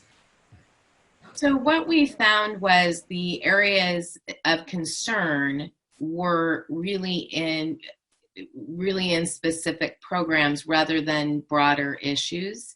So we did not think they were major stipulations because they weren't widespread and in several programs. PPS was really the most affected, somewhat in ed specialist as well. So that was the reason why it was not major, because it wasn't consistent programmatically. It was really specific programs. And I'll let Jake add to that if he'd like to. Yeah, there were also indications, I think, that efforts were sort of underway or were happening in a lot of these places. And so I think the team, and the team saw those. They saw that there was efforts still needed to move that forward. But I don't think there was ever a doubt that there was never a dispute from anyone in the program or the university that those things could be enhanced, and actually may have already started some of those efforts. And I will add to that as well. There are a couple of things that you'll see in the report that the university had already pre-identified, but hadn't been able to put into place yet. So they were already on the journey of self-reflection and responding to several of the items, but just couldn't put it in place immediately. So that was also a discussion in our decision. Thank you. Co-Chair Moore. That's exactly what I wanted to speak to, is that there is, the report revealed that there is a practice already of self-reflection and modifying based on data. It was right there in the report, and that was exciting. And like, this team already knows what to do, and they're on their way. It does take time. It looks like Dr. Duncan is new to the team, and so she's inherited a little bit, but she's got a great team member with Dr. Pike by her side. And I think given the fact that this is something they care about and that they have practice doing, that it was real heartening to see that in the report. So thank you for putting it in there and giving us that kind of reassurance when there were quite a few things that were called out. I had similar concerns that Member Balatayo identified with regards to field experiences and supervisors, but I have a strong confidence that you will move forward, and you said you're already on it, and it's pretty exciting stuff. So can't wait to hear what's going to happen in 6 months. Thank you very much. All right, thank you, Co-Chair Moore. Anybody else? Any other comments, questions? Okay, this is an action item. Is there a motion? And when there's a motion, I want to ask you to state the motion as completely as possible, and then we can always clarify as needed. Member Martinez. I move that we accept the accreditation site visit team's proposal of accreditation with stipulations. All right, that works. And is there a second? Second by Member Czajkowski. We'll ask the Secretary to please call the roll call vote. Jose Luis Alvarado. Aye. Jomeline Belatayo. Aye. Kathy Krisha. Aye. Katrine Czajkowski. Katrina Aye. Czajkowski. Cheryl Forbes. Aye. Robert Frelly. Aye. Michael Hillis. Aye. Martin Martinez. Aye. Anna Moore. Aye. Gerard Morrison. Aye. Iris Riggs. Aye. All right, motion carries. So thank you, Dr. Duncan, Dr. Pike, Dr. Hamilton Bunge. Congratulations. And thank you also to Mr. Schuler for your work. Thank you. Thank you for the Thank you opportunity. for your patience also. We appreciate that. Thank you. Thank you. Thank you so much, everyone.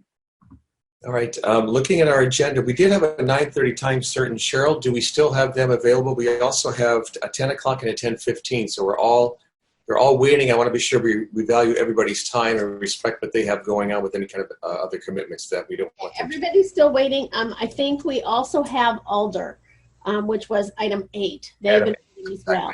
Right.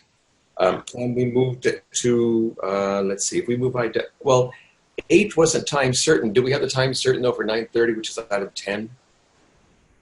I'm sorry, I don't understand what you're asking. What are you asking? I see item 8 with being Alder, but I don't see that as a time certain. But would you like to go back to item 8 and then? We told, yes, I would like to go back to 8. We told them, 9:15. So. Okay, I didn't see that as a new agenda. Yeah. Okay, we're going to move on to backwards, actually to item 8. So item 8 is the initial program approval for new program sponsors. Consultant Hart Boyd will present this action item.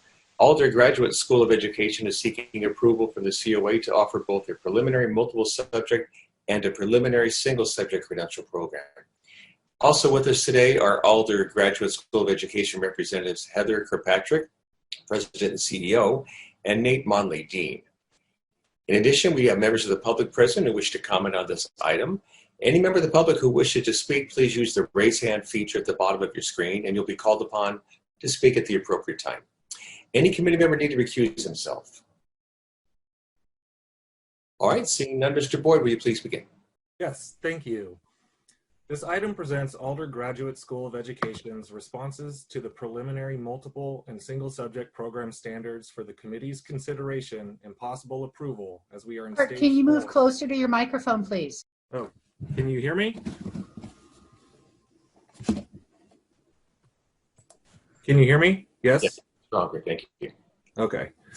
Yeah, so we are in stage 4 of the initial institutional approval process. A team of 2 qualified reviewers collaborated on a review of Alder's responses and came to a consensus on a final finding of aligned for all program standards. As a reminder, in the previous stage, Alder Graduate School of Education was granted provisional approval by the Commission at the January 2020 Commission meeting. Please note that provisional approval only authorizes an institution to offer educator preparation programs, but it is the determination of the COA which decides whether or not a specific program is approved. You can find the program responses linked in the item and the feedback as well. Joining us today via Zoom are Dr. Heather Kirkpatrick, President, and Dr. Nate Monley, Dean. They will both be available to answer any programmatic questions you may have, and staff is available for any process questions. And I also know that there are a number of individuals who would like to give public comment. So, all right, thank you, Mr. Boyd. And we want to invite the institutional representatives now to briefly comment about their program and any questions or any comments you may wish to add at this point. I just want to say thank you to Hart, to Terry, to Cheryl Hickey, to Mary Sandy. Working with the Commission has been tremendous. They've been tremendous, and we've been super inspired and impressed with all of their responsiveness in relationship to the COVID crisis. Really inspiring. And then thank you to this Commission. Watching today, it's clear you have an extraordinary and demanding responsibility. We very much hope that we live up to the very noble expectations that you have for the K-12 teaching profession in this state. Thank you, Dr. Kirkpatrick. Dr. Monley, would you wish to make any comment? I just want to echo that we've really appreciated the process. It's made our program a lot stronger, and yeah, I appreciate all of you giving your time today to be a part of this. All right, thank you. Any questions or any comments at all from the committee members?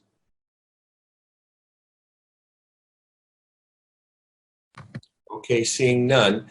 We'll not take any public comment. Members of the public, please listen for your name, and when you are called upon, please state your full name and affiliation for the record.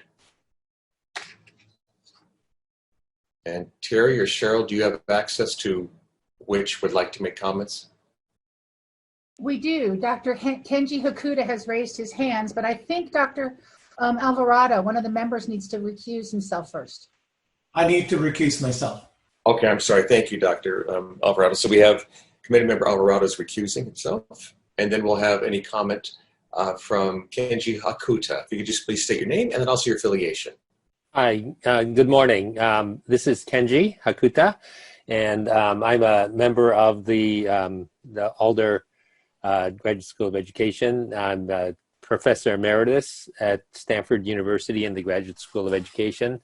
My experience in teacher education has been through having taught at Stanford in their teacher education program for many years, as well as several years at University of California, Santa Cruz. I was also founding dean of the University of California at Merced.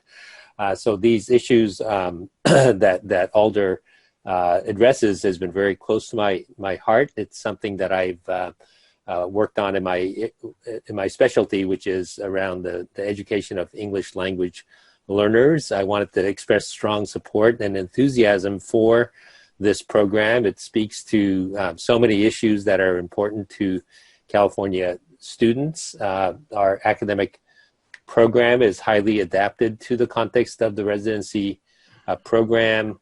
It attends to the needs of serving English learners both explicitly as well as implicitly, and they are a significant portion of the student population served in the schools in which the candidates are learning. And I also wanted to point to the diversity of the teacher candidates who go through this program, as well as their successful employment subsequently. And so thank you for your time and for allowing me to express my strong support for this program. Thank you, Dr. Akuta. Any other member of the public wish to offer a comment? Looks like Carl Cohn. Please identify yourself and your affiliation. Thank you. I'm Carl Cohn, Professor Emeritus at Claremont Graduate University, and I've been an Alder board member for the past 2 years. I've had a remarkable half-century career in education with 35 years in K-12 and 15 years in higher education.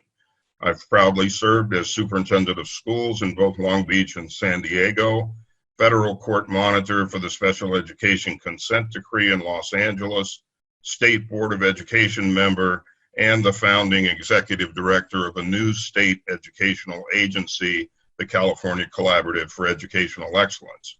I'm serving on the Alder board because I value and respect their mission, preparing outstanding teachers who reflect the diversity of the communities that they serve.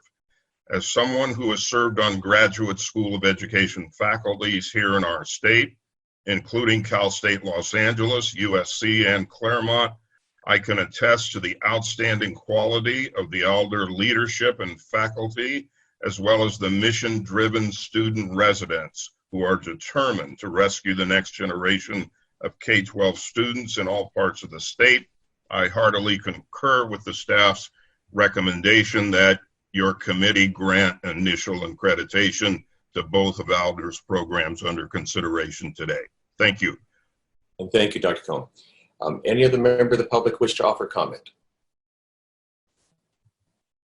Looks like Heidi Valdez.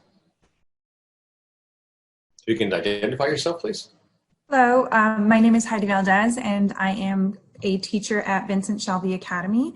I am a previous Alder alum, and I just wanted to say that I always wanted to become a teacher, a role model and a reflection of myself to students.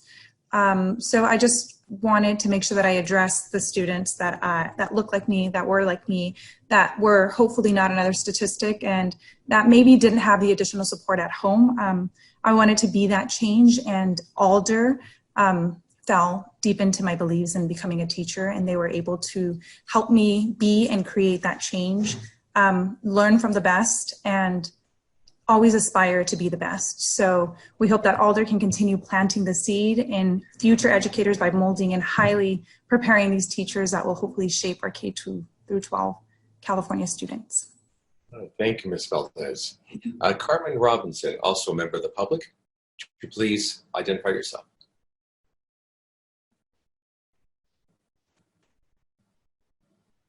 Hello, my name is Carmen Robinson. I am an Alder Graduate School of Education alumni in the graduating class of 2015. I'm currently a first grade lead educator at Aspire Port City Academy in Stockton, California. The birth of my daughter, Sasha, made me look at the world with a new perspective. I realized my responsibility in making a positive contribution to society, and it inspired me to my career change and led me to pursue teaching as a profession. I decided to promote higher education for today's youth as a profession in order to improve the quality of society for future generations, my daughter's generation. As a teacher, I would have the opportunity to impact the future by sparking the mind that would change the world. The Alder School of Education program changed my life by giving me the opportunity that otherwise wouldn't be available to me. When I was accepted into the program, I was at a crossroads in my life, not only becoming a new mother, but I found myself a single mother as well.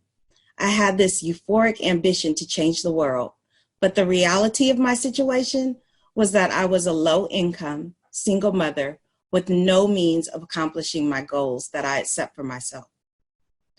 It was through Alder Graduate School of Education that I received the opportunity that I needed.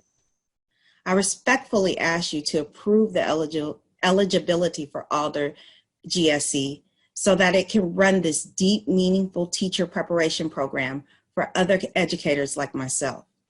Now that Alder has earned accreditation by the Western Association of Schools and Colleges, by approving this program, the Honorable CCTC will be helping K-12 students in the state of California to receive quality instruction from well-prepared educators that share in my desire to spark the minds that will change the world. Thank you for your time. Thank you, Ms. Robinson. We have another member of the public who wishes to make a comment, Mr. Gifford. Yes. Oh, you are. I'm Bernard Gifford, and I'm along with Carl Cohen and Kenji Hakuta. I'm one of the educator members of the board of directors of Alder.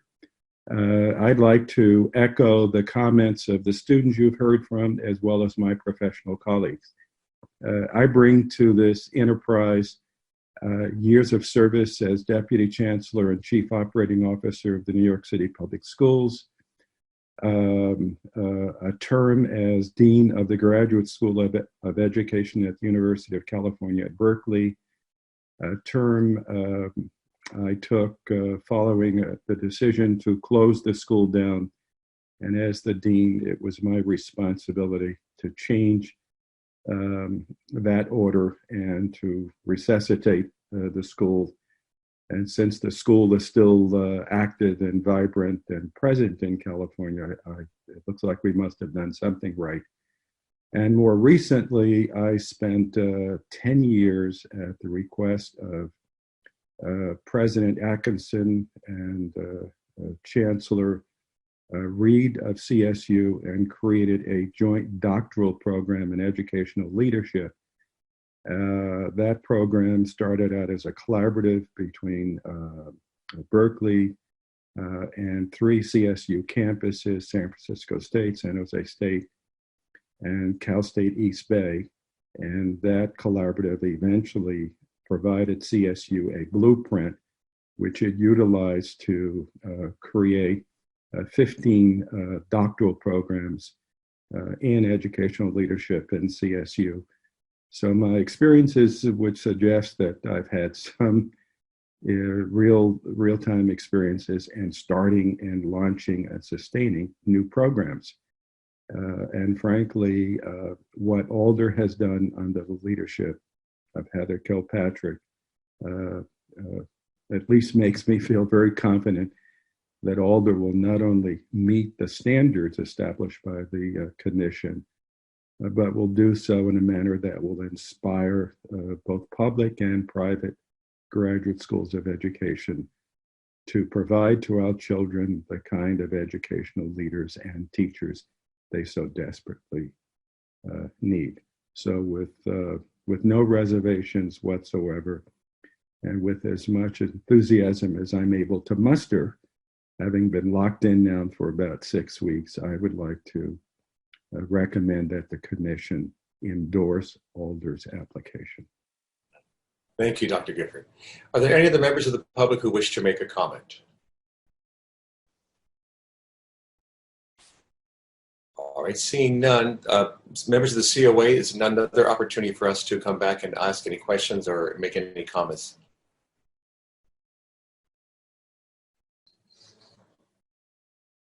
Member Czajkowski. I just kind of want to say, wow, the graduates, speaking on behalf of the program, super articulate, hope imbuing individuals. Thank you for being here today and sharing your perspective and your articulate recommendation on this application. Thank you. Any other committee members? Okay, this is an action item. We already do have one recusal. Is there a motion from any of the committee members? And again, as a reminder, the motion is clearly stated as possible. Member Krasia. Making sure I'm unmuted. Okay. So I motion that we approve the Alder accreditation. So we are, just for clear, so we're recommending the team report. Recommending that we approve the team report and accept all the recommendations. Okay. So moved. Is there a second? Second by Member Forbes. We'll now ask the Secretary to please call the roll call vote. Emily Belatayo. Aye. Kathy Kershaw. Aye. Katrine Czajkowski, Aye. Cheryl Forbes, Aye. Robert Frelly, Aye. Michael Hillis, Aye. Martin Martinez, Aye. Anna Moore, Aye. Gerard Morrison, Aye. Iris Riggs. Aye. Motion carries.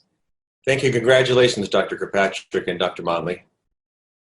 And also, thank you, Mr. Boyd, for your work. We appreciate it. Right. Thank you all. Thank you for your patience as we move through the day and very full agenda. Thank you again. Thank you.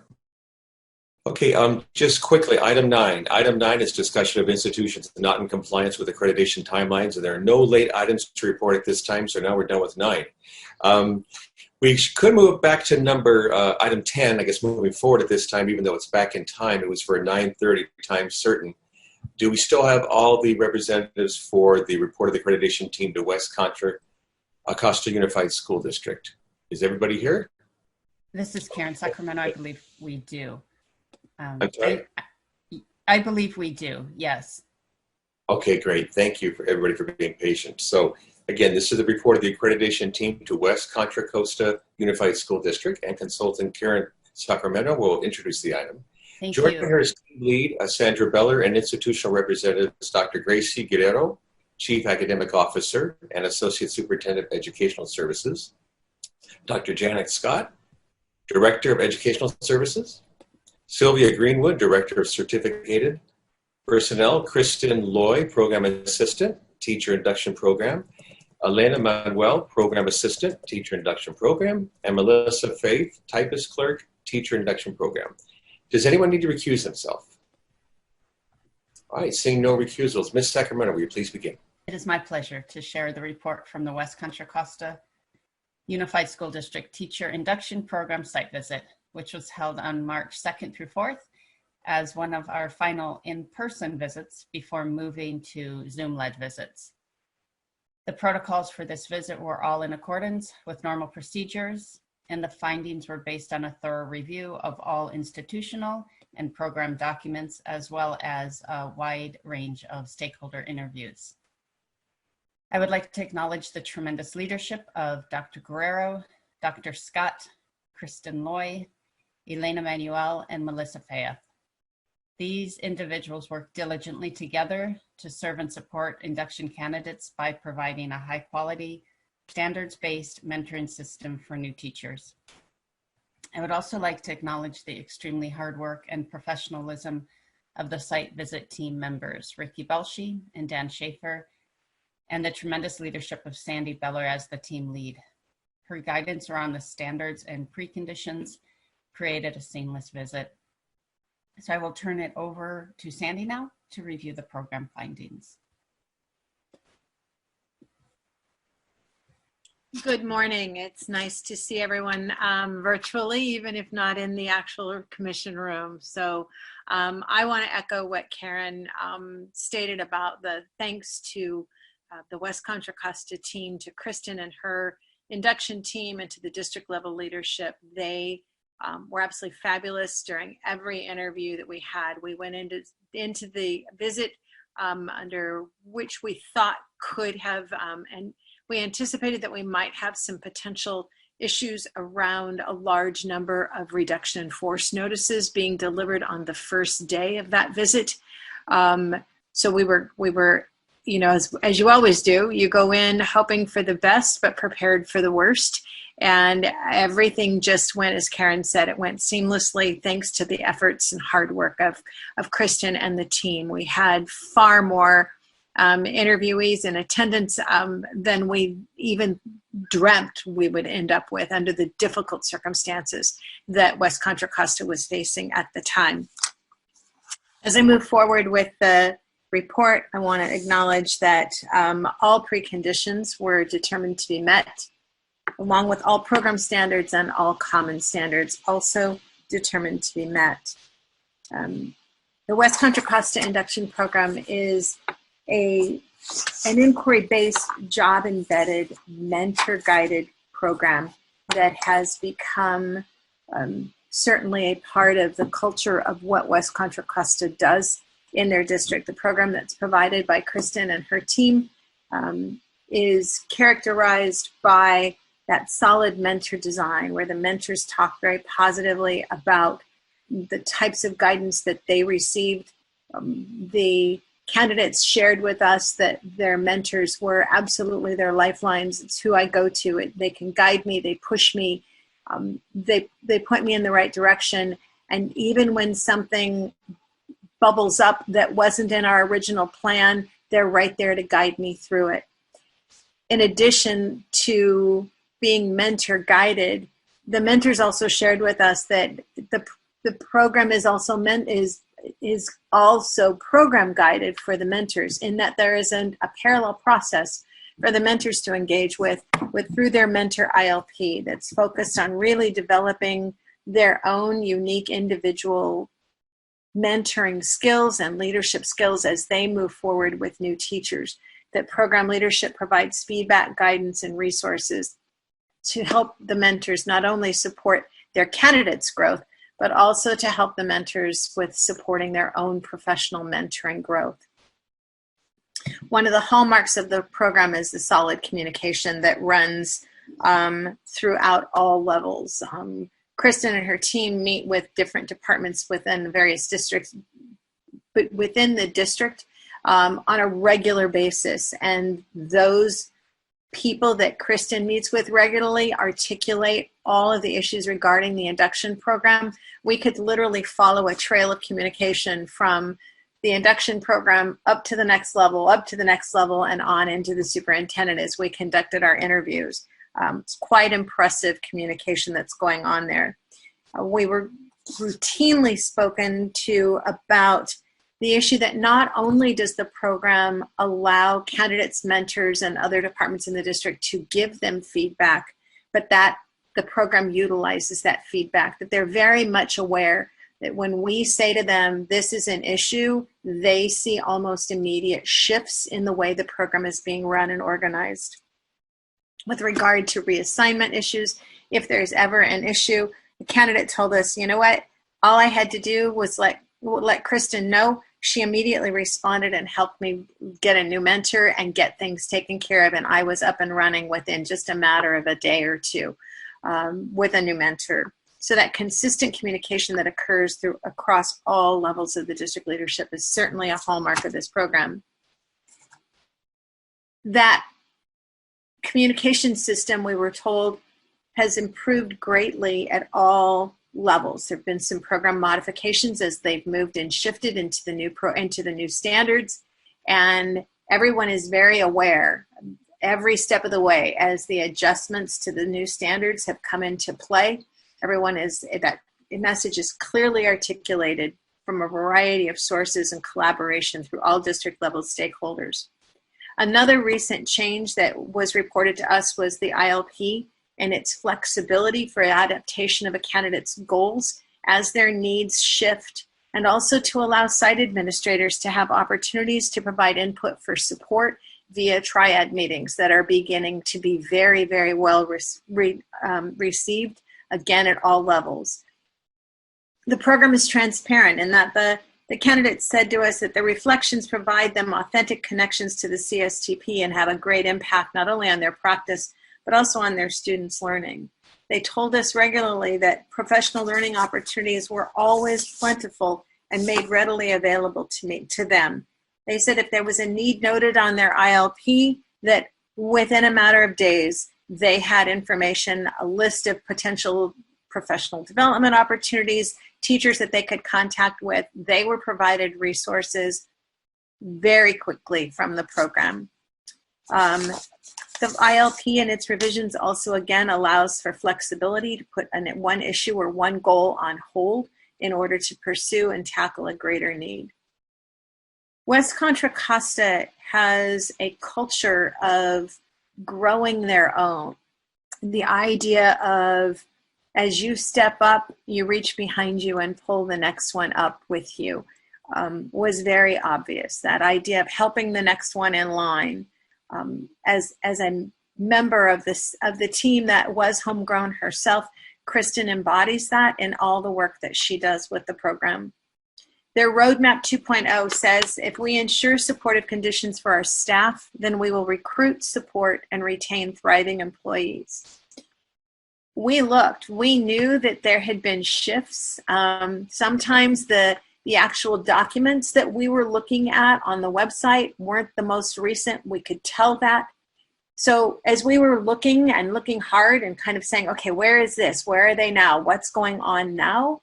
No matter how hard we looked, at the beginning of each day, we went in with a list of questions and said, we're not sure. We're not clear about this. Who do we need to talk to? What do we need to find out? At the end of the day, we asked ourselves the same question. Does the firsthand evidence that we're seeing from interviews, speaking with candidates across the board, does it confirm what's actually happening and what that is, and when that's actually happening, is it in alignment with the standards?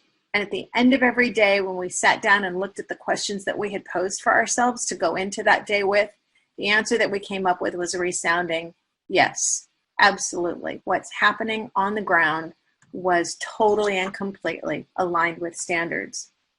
Based on the findings, based on all of the evidence and review of interviews of candidates, the recommendation of the team for West Contra Costa be granted full accreditation. I thank you, Ms. Bellman, for that very detailed, thorough report. Appreciate it. We now invite institutional representatives to briefly comment about the visit, reminding you it's not a time to dispute the visit, but rather provide any thoughts you may have about the visit itself.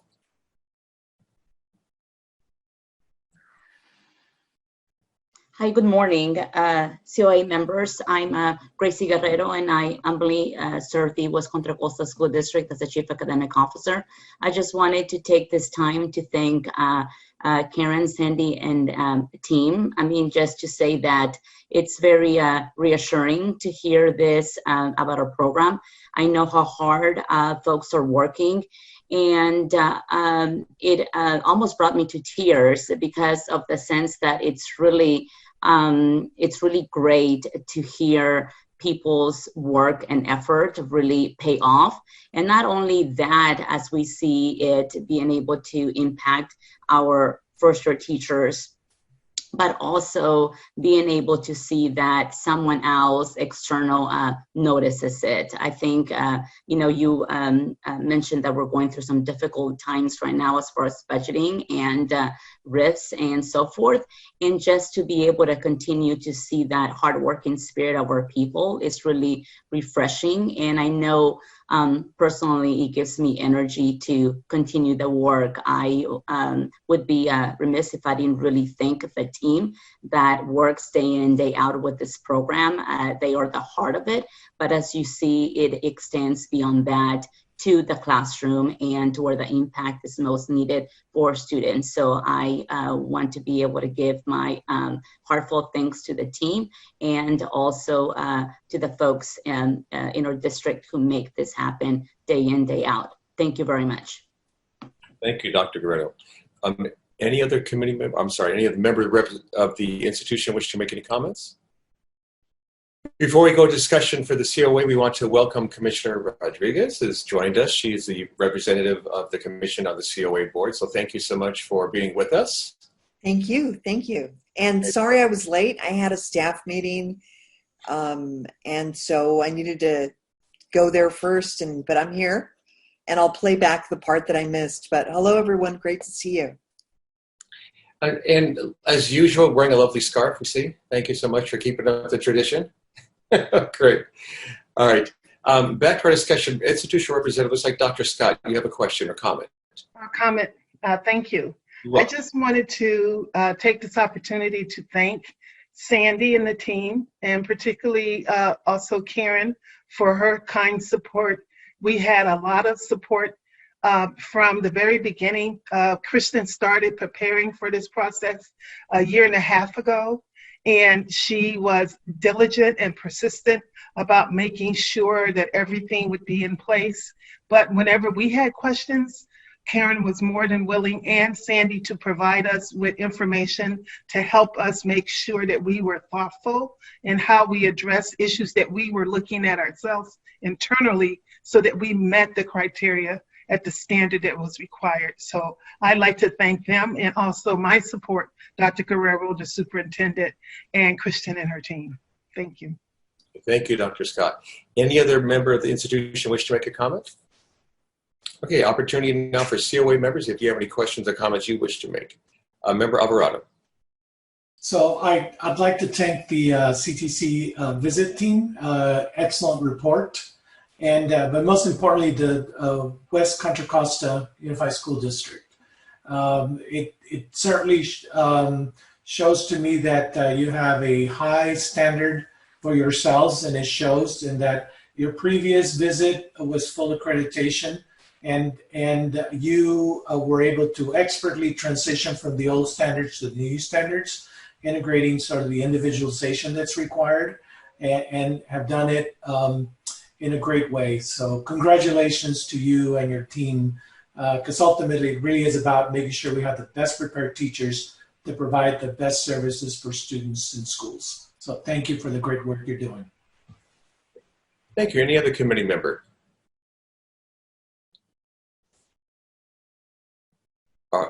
Coach Moore.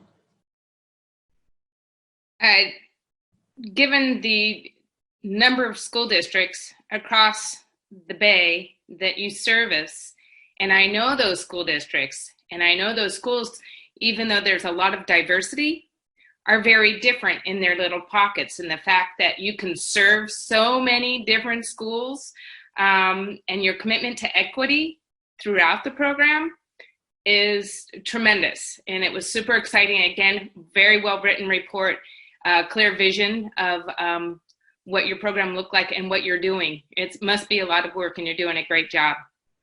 So thank you. And I would like to go ahead and make a motion to recommend, to accept the report and the accreditation of this program. Great, thank you, Coach Moore. Is there a second? Second by Member Martinez. I will now ask the Secretary to please call the vote by roll. Jose Luis Alvarado. Aye. Jomeline Belatayo. Aye. Kathy Crishaw. Aye. Katrine Czajkowski. Aye. Cheryl Forbes. Aye. Robert Frelly. Aye. Michael Hillis. Aye. Martin Martinez. Aye. Anna Moore. Aye. Gerard Morrison. Aye. Iris Riggs. Aye. All right, motion carries. So thank you and congratulations. So thank you, Ms. Beller. Congratulations, Dr. Guerrero, Dr. Scott, Ms. Greenwood, and all the rest of the institutional representatives. And also thank you, Ms. Sacramento. And thank you again for your patience, and hopefully have a good rest of the day. We're going to move on to item 12. And again, we thank item 12, the members of the Alhambra Unified School District and Consultant Gay Roby being patient and waiting for us. It is listed as a 10 o'clock time certain, and we appreciate you waiting till 11. This is the report of the accreditation team to Alhambra Unified School District. Consultant Gay Roby will introduce the item. Also joining her are team lead Barbara Howard and institutional representatives Janet Lees, Assistant Superintendent of Education, John Scanlon, Assistant Superintendent of Human Resources, Stacy Coleman-Sue, Stacy Coleman-Sue is there, Director of Human Resources, Monica Hinosa, and Catherine Wu, all instructional specialists for induction. All right, any members of the committee need to recuse themselves? All right, let me switch to my other screen. You're all scattered over two screens. All right, seeing no recusals, Ms. Roby, will you please begin? Thank you. Good morning, committee members and Commissioner Rodriguez. The site visit to Alhambra Unified School District took place at their district offices. Remember those days? In Southern California's San Gabriel Valley, and they were held on February 25th through the 27th. Alhambra has a long history with teacher induction, led by district leadership that is committed to the process. Serving as a state consultant, I joined a 3-member team of BIR-trained educators who reviewed documents, they examined evidence, and interviewed 102 stakeholders during the timeline during this review. There were no unusual circumstances during this visit, and for the report of the team's findings, I'd like to introduce the team lead, Barb Howard. Barbara? Hi, everybody. Good morning. And thank you, Gay. It is really a pleasure to report out on our accreditation site visit of Alhambra Unified School District's Teacher Induction Program. As Gay said, the visit did follow a standard pattern for a site visit and took place on site within the district. We were a three-person team along with our state consultant. And I would so much like to thank Gay for her wise and kind leadership, and my colleagues Jessica Brown and Karen Rock for their thorough preparation and their conscientious work throughout the visit. Special thanks also go out to the team of instructional specialists from Alhambra Unified School District who lead their induction program: Carmen Mejia, Ann Wilson, Monica Hinojos, and Kathleen Wu, for their preparation in advance, answering our zillions of questions, their diligent response to all requests during the visit, and for their kind and generous hospitality while we were there. The team conducted interviews with all constituent groups, including district leadership. In the examination of all evidence, the team found that all program standards and all common standards were met. Several particularly compelling trends in Alhambra led the team to this decision. The candidate experience is truly focused on their individual learning goals, and it includes a strong system of personalized support even beyond the candidate's 2 years of induction and program experience. Alhambra employs a unique two-mentor model. Candidates receive support from an induction mentor and also a content mentor. The induction mentors are highly trained in the principles of cognitive coaching, and they serve as the primary guide and point of support for the candidates in their overall professional development. The content mentors, as their title implies, provide support specific to the content needs of the individual candidates. The candidates' professional learning opportunities are structured with choice and flexibility and directly aligned to their personal goals. No professional learning is required that does not align specifically to their unique needs. The candidates talked about the availability of program leadership to address any need or question. Candidates and completers and mentors were all overwhelmingly positive about their program experience and especially about their mentors. Strong evidence of an excellent teacher preparation experience was uncovered in many ways during the visit. Year 2 candidates confirmed the positive changes in the program, especially in regards to the process to measure candidate competence using an exit interview instead of just a portfolio review. Candidates reported that during the exit interview, they were asked questions that directly relate to their application of the CSTP within their focus goals. Overwhelmingly, this change was praised as a more meaningful, engaging process. The district's visionary leaders have created and supported a learning culture that promotes ongoing professional development for every employee and are particularly supportive of the unique needs of beginning teachers.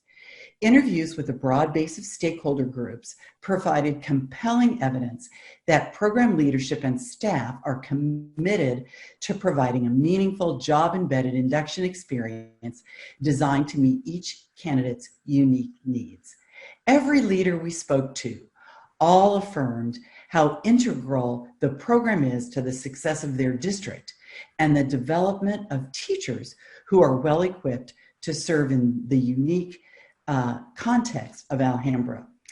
Their superintendent commented that a key priority in Alhambra is investing in the professional capacity of their employees. She expressed a well-developed vision for the importance of mentoring and developing beginning educators for the benefit of generations of students.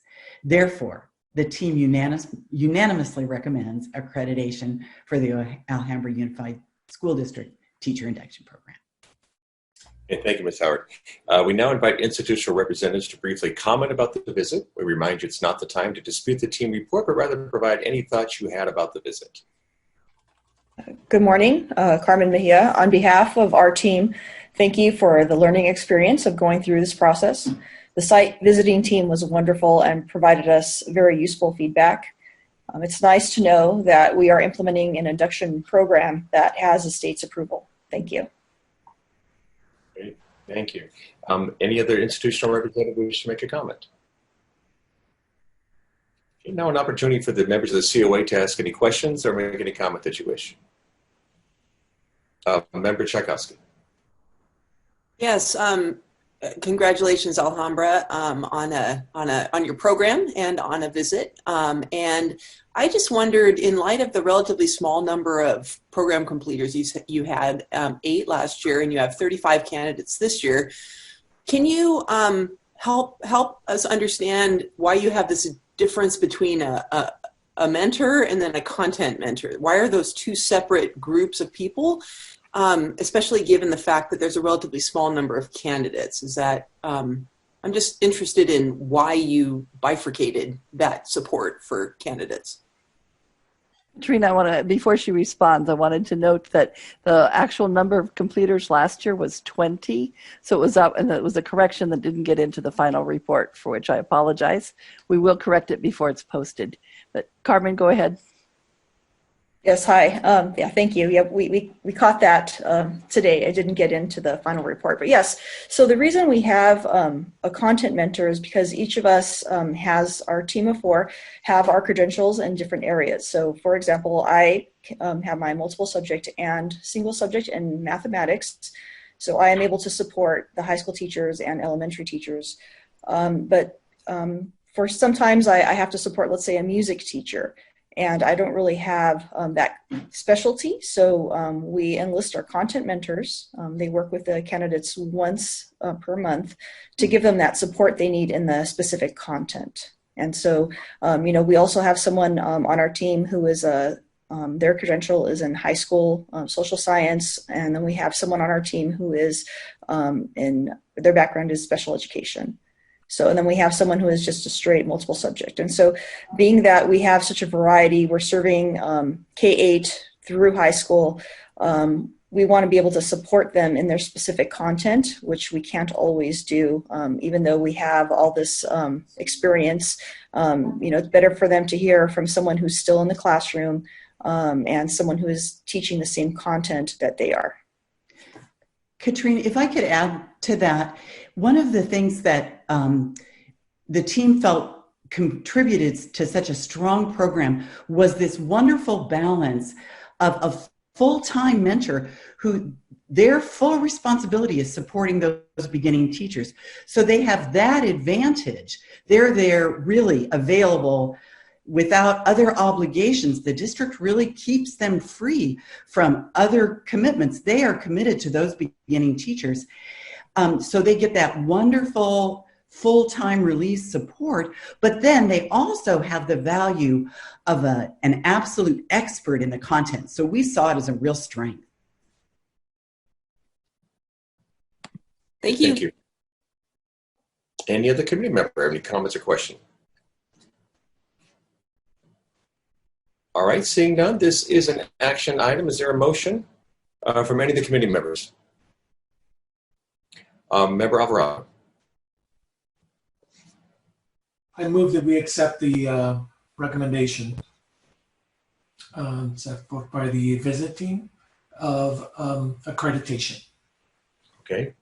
Motion has been made. Is there a second? Second by Member Malatayo. Will the secretary please call the vote by roll? Jose Luis Alvarado. I'm sorry, I saw Member Riggs' hand. Were you just wanted the second, or did you have an additional comment? Okay, fine. I'm sorry, Secretary. Please continue. Jose Luis Alvarado. Aye. Jamaline Belatayo. Aye. Kathy Krishaw. Aye. Katrine Czajkowski. Aye. Cheryl Forbes. Aye. Robert Frelly. Aye. Michael Hillis. Aye. Martin Martinez. Aye. Anna Moore. Aye. Gerard Morrison. Aye. Iris Riggs. Aye. All right, motion carries. So congratulations. And thank you to all the institutional representatives and to Ms. Howard and also to Ms. Rowe. We thank you all for your patience and your efforts. We appreciate it. We're going to continue moving here through item 13. I understand that there's the team ready to go here. So item 13 is a report of the accreditation team to the Academy of Art University. Consultant Dr. Katie Corey will introduce the item, and also joining our team lead Connie Campbell and institutional representative Mary Beth, forgive me, I'm going to give it a shot. Dr. Mary Beth Czajkowski. Close enough. I know. All right. You call me Ms. T. I know. We see each other around it. So, yeah. So I'm sorry, Mary Beth, but thank you. So anyone need to recuse themselves? All right. Seeing none, Dr. Corey, please begin. I'm happy to report on the team's work at the Academy of Art University. The visit was on April 26th through the 28th. And I just want to make a comment about, you'll notice that there aren't large numbers in the stakeholder interviews conducted. But I will say, and if you think about your university or your program and how many people are involved in it, we have all of the candidates. We have all of the completers from the time that the school actually began. So even though these are very small numbers, and some would maybe say, well, why you need more than this, we have all of them on here. Everyone showed up. So it was a great time, and I won't take any more time from Connie, the team lead, and would ask her to continue. I do want to say, though, that the institution did work extremely hard because we had to transition from, of course, being a traditional visit face-to-face to a virtual visit, and they helped us and worked very, very hard to ensure that all the folks were there and aware of the change. Connie, I'll turn it over to you. Good morning. Thank you. First, thank you to our CTC consultant, Katie Croy, and the Academy of Art University Program leadership, Eileen Everett and Maribeth Tereskowitz, who are here with us today, who adapted beautifully to the change to a virtual process. And I'd like to say first that this School of Education is small but mighty. When they began teacher training in 2015, their goal was to ensure excellent art educators in public school settings. They train artists, and some of those artists thankfully choose to become teachers. Others choose to be independent artists or take other educational professions such as museums or community-based organizations. So when asked how they can afford to continue offering the credential program, the response was, how could we not continue? You see, their goal is to prepare art teachers who will effectively inspire the next generation of artists. We had a unanimous recommendation of accreditation for the preliminary single subject credential. All preconditions were found to be met. All program standards were found to be met, with the exception of program standard 3D, clinical practice, which was met with concerns. All common standards 1 through 5 were found to be met, with just one common standard 3, fieldwork and clinical practice, found to be inconsistent. The portion of program standard 3, 3D, met with concerns, and common standard 3 found inconsistent share the same rationale. And I'll share that rationale with you. The portion of the standard that was met with concerns states the program provides district employed supervisors a minimum of 10 hours of initial orientation to the program curriculum about effective supervision approaches. The program ensures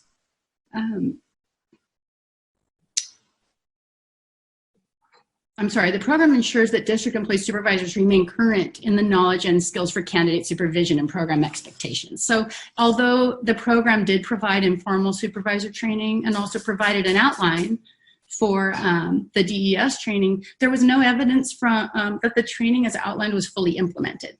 The standard requires a minimum of 10 hours of initial orientation to the role of district employed supervisor, effective supervision approaches, current instructional practices, and program expectations. And the team was unable to confirm that those hours of content were completed. However, the informal efforts that this team has made and their ideas already moving forward are intact and impressive. All right, thank you, Ms. Campbell. Now an opportunity for institutional representatives to make any comment that you wish about the visit.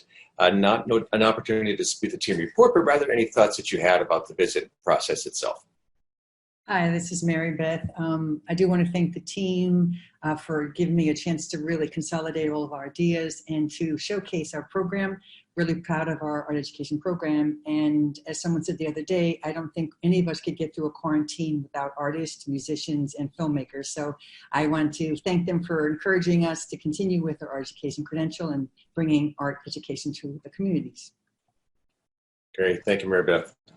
Any other institutional representative wish to make any comment? This is Eileen Everett, Academic Vice President of Liberal Arts at the Academy of Art University, and I just wanted to thank the team, especially Katie for getting everything organized, Connie, Eric, and Patricia, and I always look to accreditation visits as a great learning opportunity and love the advice that they gave us. And anytime someone tells you when you're on a 7-year program review cycle that you can bring it down, or you're on a 5-year cycle, you can bring it up to 7, making it a little less work for us is great.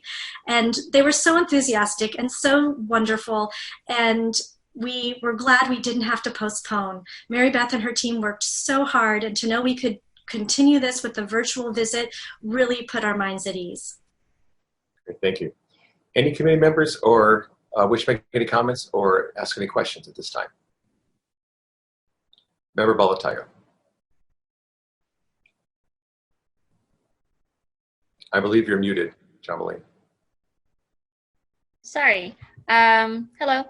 I just want to follow up on the item mentioned earlier about supervisors not being trained properly. What systems will you put in place to make sure that your district employed supervisors fully complete their 10-hour training? Thank you for asking that question. I just want to start off by saying, we have only 3 district employee supervisors, and I did a lot of research to find really experienced teachers. All of them had over 15 years teaching, 10 student teachers. They actually had really quality in terms of their art education. So I probably should have known how to, in that 10 hours, give them credit for some of that. So what I did was more informally, since I was actually the supervisor as well, because our program is really small. So I would meet with them 2 hours in the beginning and to kind of go over our way of wanting to approach this and to kind of find their way of approaching it. And then I would also meet them with an hour after each supervising thing. So I kind of did a more informal but quite comprehensive training. So going forward, I will make it more systematic. I will research to find an online system where they would have to do the online, so that doesn't make them to have to go into their schedule, since as we know, they're incredibly busy. But I still want to continue to supplement with our unique nature of art education and our particular philosophy of our school. So with the systematic online version, as well as continuing the 2-hour orientation to make sure they know our specific approach. Thank you. You're welcome. Thank you. Any other committee member? All right. There we are. Member Morrison. Hi, good morning. I just a couple of things to say on that point. I've been a master teacher in my school district for many years, and last year was the first time that the district really took this seriously, I think.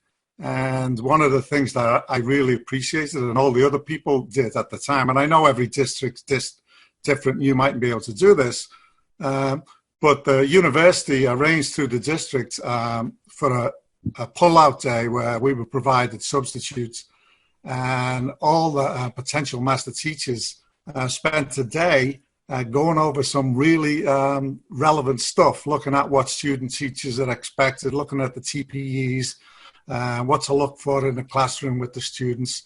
I thought it was excellent, and so did everybody who was there. Now, I know not everybody's in a position to do that, but that kind of formalized training, most master teachers had never had before, and every single one of them really appreciated it. Yeah, I would love to. If I knew about that, I would love to encourage my mentor teachers as well. I feel like, as Bob knows, I'm a lead art assessor for the state of California, so I really did train all of them specifically about the new TPA. And that was done again informally, but they had to be informed of that. And then I also was the assessor for the old TPA. So I was very clear that in terms of finding focus students and knowing how to really make sure they got the diversity of and the adaptations for these students, they were on task with that. So I always did, again, as an ad hoc version. It wasn't systematic, had that. But I think it's great that school districts are doing that because I think it's an important role. Thank you both. Any other comments or questions from the committee members? All right, seeing none, this is an action item. Is there a motion from committee member? Member Alvarado. I move that we accept the report and grant accreditation. Okay, so accepting the team report and granting accreditation. Is there a second? Member Forbes, seconded. All right, this is a roll call vote. Secretary, please call the roll. Jose Luis Alvarado. Aye. Jomeline Belatayo. Aye. Kathy Krisha. Aye. Katrine Czajkowski. Aye. Cheryl Forbes. Aye. Robert Frelly. Aye. Michael Hillis. Aye. Martin Martinez. Aye. Anna Moore. Aye. Gerard Morrison. Aye. Iris Riggs. Aye. All right, motion carries. Congratulations. Thank you so much. Reskowitz. See that? I got that, right? Yes. And Campbell, and also thank you, Doug. All right. Yeah. Thank you. Move on now and we're along in our chat. We're going to try to go as far as we can before lunch and maybe shorten our lunch to 30 minutes as opposed to the scheduled hour. We appreciate everybody's patience who are waiting for us to move through. And we are going to get to you. We know we have some time certains right after lunch, so we're going to move as quickly as we can. But we also want to be fair and be sure that we respect the work that's been done and give everybody an opportunity to make comments as they wish and as they deserve. So we're on item 14 is where we are now, and that is the report of the accreditation meeting of Cal Poly University San Luis Obispo. Consultant Miranda Gutierrez will introduce the item. Also joining her are team lead Dr. Ann Weisenberg and institutional representatives Dr. J. Kevin Taylor, Director, School of Education, and Dr. Virginia McMunn, Assessment and Accreditation Analyst. Does anyone need to recuse himself? And do we have Ann Weisenberg on yet? No, we need to add her in as a panelist. Panelist, okay. Terry, you got that? I can do it, Cheryl. This is Erin. Just done it. Oh, okay, never mind. Okay, great. And I'm seeing no recusal, so Ms. Gutierrez, will you please begin? Great, thank you. The Cal Poly site visit took place early March 1st through the 4th, so we were still able to conduct it in person. So before I turn it over to Ann, I just want to thank the institution, especially Virginia McMahon and Captain Taylor, for their coordination of a smooth site visit and making sure that the team had everything they needed when they needed it in order to write their report. And of course, thank you to the team for their work leading up to and during the visit. And thank you to Ann for her leadership. She not only made sure that we got the work done, but that we had fun doing it. So I'll go ahead and turn it over to her now for the report. Great, thank you. Oh, I'm sorry. No, I think we're good. I'm sorry, I kind of jumping ahead, moving my script all over the place. We do invite institutional representatives to briefly comment about the visit. Remind you it's not a time to dispute the team report, but rather provide any thoughts you had about the visit. But I didn't get to say anything. We haven't heard from the team lead. I didn't realize, I thought we heard that the team lead was not with us. Is our team lead with us now? Yes, I am. Okay, well, Dr. Weisenberg, please go. All right, well, good morning. I want to thank my team of 8, lovingly referred to as JJT Mama, behind me, for all of their hard work and commitment to ensuring Cal Poly received a fair and thorough evaluation. Miranda, our state consultant, was spectacular. She was even a little bit sick throughout the visit, but she was on top of everything. I think some of the things that she did is really going to be helpful for future visits. I know I look forward to being paired with her again. We all made a great team and had a great time. I also want to thank the faculty and staff at Cal Poly, especially Virginia and Kevin, that made our trip so pleasant down to every detail. Their preparation and attention to detail allowed us to do our job well and even allowed us to have a little free time for an afternoon walk downtown. I know how much work a site visit involves and really do commend them for their hard work. Cal Poly consistently receives high rankings from major publications as being one of the top public universities in the nation. Its master's level programs especially. I can say that what we experienced studying their educator preparation programs lived up to those honors. The education unit is unique, being housed in the College of Science and Math, but includes the Agricultural Specialist program in another college, the College of Agriculture. What we saw throughout the visit was a commitment to collaboration between the two colleges and all of the different departments and programs involved. The leadership really strives to collaborate and support all of the programs.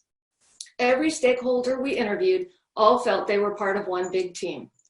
Our visits started with a bang on Sunday with interviews with many stakeholders and ended Wednesday with a wonderful report out meeting. It was a packed room.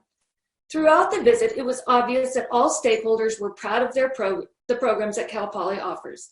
The lobby in the education building was always filled with faculty, staff, outside stakeholders, and most of all, students. They all came out. Maybe it was for the pizza or the director who served it, but they all took pride in sharing their admiration and love for the programs. There are so many wonderful things happening in the unit, too many to mention, but I would say that their motto of learn by doing was evident throughout the visit. The mock IEP meeting stood out as one of the most impressive things the unit did as a whole. This involved every program in the unit. You could see how not only does each program prepare future educators, they prepare them to work in the education system together. Throughout the visit, we had the opportunity to interview numerous stakeholders and review their outstanding online exhibit. From this exploration, we found that all programs met their standards and all common standards were met. JJT Mama is proud to recommend Cal Poly's education unit to be fully accredited.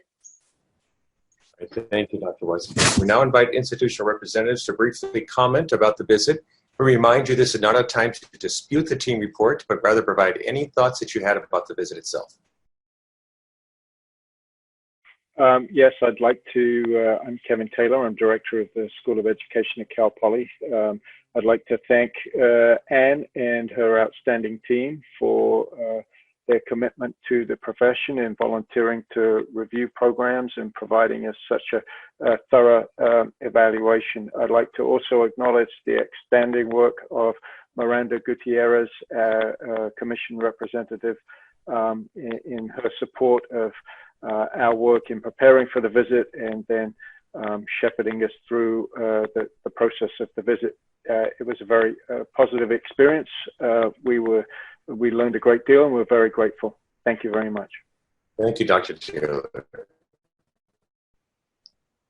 Any other representative present wish to comment? Virginia McMunn from the Cal Poly School of Ed. Just chiming in to echo Kevin Taylor's appreciation and our enthusiasm for the process. And thank you very much. Well, thank you, Dr. McMunn. Opportunity for committee members to ask any question or make any comments that you may have.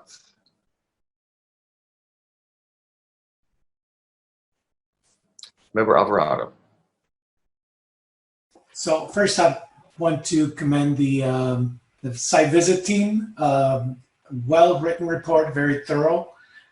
Thank you for that. And certainly to the team at Cal Poly San Luis Obispo for their commitment in ensuring the delivering of a quality program in their educator preparation programs.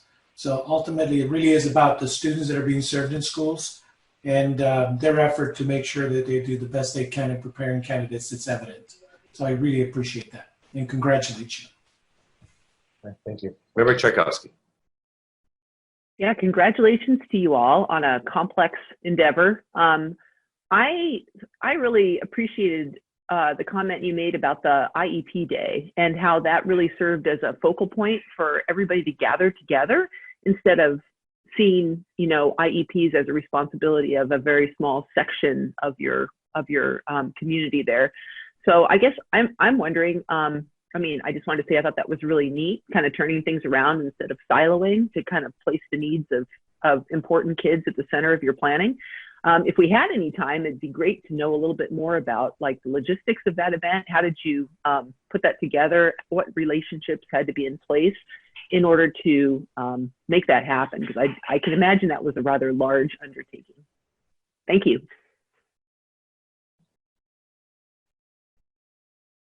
It was a large undertaking, and just, yes, we are behind. So in the interest of brevity, teamwork and collaboration is a foundational piece for us in delivering our programs. And the different educator preparation programs all came together around that event. It's actually an ideal event to promote collaboration because an IEP meeting should be about collaboration. And we took that as really the genesis of the idea. We got great participation from our community partners, and there were school administrators participating on each one of the mock IEPs, and every student got to participate and really see that a good IEP meeting is about collaboration. It was a tremendous learning experience for us all as we embarked on it, and it's definitely something that we plan to build upon and keep going. Thank you, Dr. Taylor. Any other questions from the committee? Okay, this is an action item. Is there a motion? Committee Member Forbes. I move that we accept the team report and the recommendation of accreditation. All right, thank you. Is there a second? Second by Member Czajkowski. Time for a vote. Secretary, please call the roll. Jose Luis Alvarado. Aye. Jemaline Bellatayo. Aye. Kathy Crishaw. Aye. Katrine Czajkowski. Aye. Cheryl Forbes. Aye. Robert Frelly. Aye. Michael Hillis. Aye. Martin Martinez. Aye. Anna Moore. Aye. Gerard Morrison. Aye. Iris Riggs. Aye. Motion carries. Congratulations. Thank you, Dr. Taylor, Ms. McMunn, Dr. Weisenberg, and Ms. Gutierrez. And again, appreciate your patience. Thank you so much. Thank you very much. Moving on to item 15. Item 15 is a report of actions taken by the Lodi Unified School District to address stipulations. Consultant Hart Boyd will introduce the item. And joining him is Institutional Representative Robert Sully, Induction Coordinator of Professional Development. Does anyone need to recuse himself? All right, seeing none, Mr. Boyd, will you please begin? Yes, thank you. The Lodi Unified School District site visit took place in April 2019, and at the May 2019 meeting, the COA assigned Lodi the status of accreditation with stipulations. This item is a discussion of the actions taken by Lodi USD to address those stipulations relating to Common Standard 1, which was met with concerns, and Common Standard 4, which was not met. The first stipulation is tied to Common Standard 1 and asks that Lodi provide evidence that it actively involves faculty, instructional personnel, and relevant stakeholders in the organization, coordination, and decision-making for all educator preparation programs.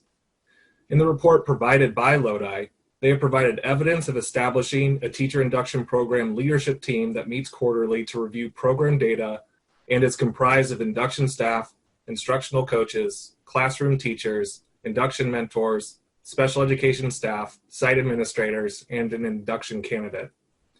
Additionally, Lodi has developed a site administrator's guide, which was reviewed by candidates, staff, and district administration to better inform administrators of the roles and responsibilities of each stakeholder group and to clarify the induction program's goals. Lodi has also developed and conducted a number of surveys for candidates, mentors, and site administrators regarding program effectiveness and to receive suggestions regarding potential program improvements and modifications.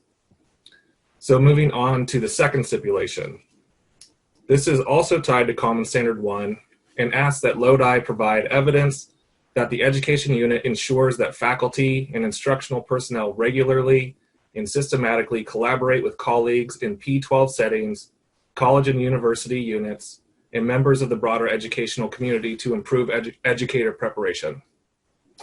As evidenced in the report provided by Lodi, induction staff have begun regularly attending meetings in collaborative P12 and broader educational community groups, including the Cluster 1 network of induction and teacher preparation program coordinators, the Capital Region Induction and Institute of Higher Education Network, and they have and will continue to attend the annual California Induction Conference. Additionally, the program coordinator at Lodi has initiated meetings with local IHEs to develop stronger connections between the preliminary and induction programs. Some of the IHEs that Lodi has met with are the University of the Pacific, the Teachers College of San Joaquin, and California State University Stanislaus. And then one final point regarding this stipulation. As recently as March, the induction coordinator had been working with the district's personnel director and assistant superintendent of educational services to develop an MOU with UOP to provide student teacher placements in Lodi USD schools. However, the leader of this collaboration on the UOP side, the assistant dean of education for educator preparation, took a new position in March. And so the program lead of the multiple subject and degree programs at UOP was to continue this work.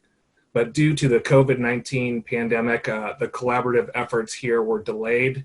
But the coordinator has told me and indicated in the report provided that there's still strong interest to maintain this collaboration in the future should everything start working out. The third stipulation is tied to Common Standard 4 and asks that Lodi provide evidence of the implementation of a comprehensive continuous improvement process in which both the unit and its programs regularly assess their effectiveness and make appropriate modifications based on findings. Lodi has provided evidence of developing multiple feedback surveys to assess the effectiveness of the program and gather information about participants' needs. Data collected from these surveys is reviewed by induction and research department staff to make program modifications if necessary. Additionally, completer survey data is reviewed and modifications to the program are made as needed. Furthermore, induction staff and the leadership team review the completer data to improve how support is provided to both candidates and mentors. Additionally, Lodi has developed a survey for candidates and mentors that is completed anonymously in the first and final quarters of the school year to identify the areas of program strength and the areas needing improvement. In addition to gathering essential data regarding a candidate's individualized experience and growth, Lodi also intends to collect program improvement data each May at the candidate exit interviews. Some of the modifications to the program that Lodi intends to make based on the data received in the 1920 school year include increasing the focus on mentor and candidate collaboration, including a differentiated process for mentor training with generalized support training for newer mentors and more targeted one-to-one support for veteran mentors, and also an increased focus on the ILP as a living and reflective document to improve pedagogy and overall effectiveness. And hopefully this will lead to strong teacher retention. The fourth stipulation is also tied to Common Standard 4 and asks that Lodi provide evidence that the continuous improvement process collects feedback from key stakeholders such as employers and community partners about the quality of the program. In response, Lodi has developed a site administrator or employer survey to gather information evaluating program effectiveness and program participant needs.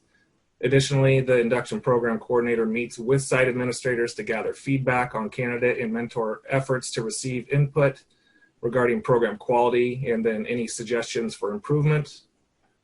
Furthermore, the teacher induction leadership team mentioned earlier includes site administrators who have provided feedback to the program that has been used for current and coming improvements and modifications to the program, including the creation of new mentor and candidate application forms, and increased awareness of the site administrator's role in supporting mentors and candidates, an increase in communication between site administrators and teacher induction participants, a greater awareness of ILP goals and purpose for all program participants, and the inclusion of a representative of the personnel department on the teacher induction leadership team.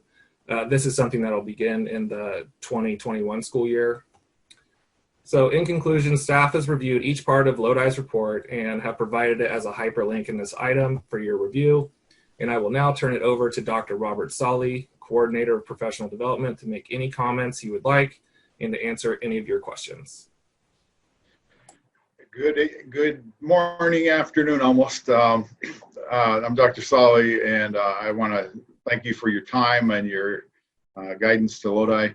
I stepped into this particular role July 1st last year, so I was actually not here for last year's visit. but I did meet with the outgoing retiring coordinator and talk to her about stipulations and program. So I was able to come in and hit the ground running and making some modifications based upon these stipulations to improve our program. I would sort of say, just in summary, Lodi's program is very reactive to needs, and in particular this COVID issue right now. We're working through some changes there that we know are going to impact teachers from here forward, particularly new teachers.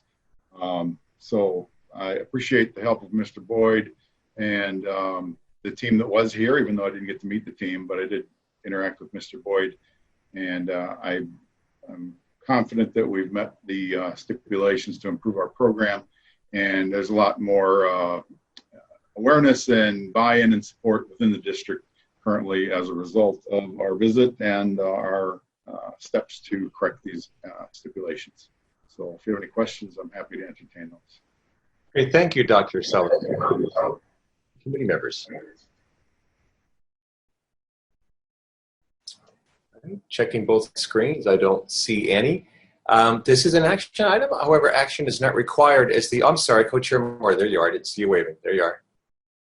Okay, hand raised too, so I don't know if you're not seeing that in the chat. I'm juggling some. Sorry, I missed that, yeah. It's okay. A couple things. One, I know you jumped in this job and you had a lot to do as soon as you got the job, so well done. I love the idea of your tip. I think that that's going to do a lot of great things for you with bringing those people together. I heard you mentioned something about a end-of-year survey, and for program improvement that I didn't catch. Is there a mid-year survey? Anybody? Oh, it was in the first quarter and then in the final quarter, I believe. Okay, so there's 2 surveys a year. Okay, and then the other, just a suggestion, at the end of the report, it talks about this, the increased awareness, greater awareness, and it's not just about having an awareness.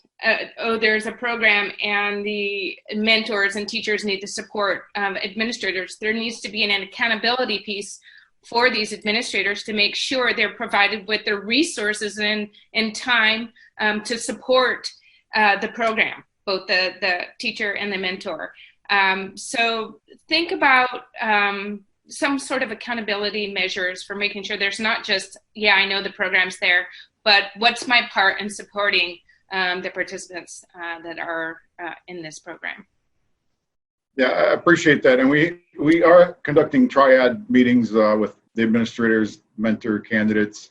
And actually, we've even spoken with our assistant soup of elementary ed and secondary ed to have better connections with the administrators. So we are heading down that road. But thank you, I appreciate that.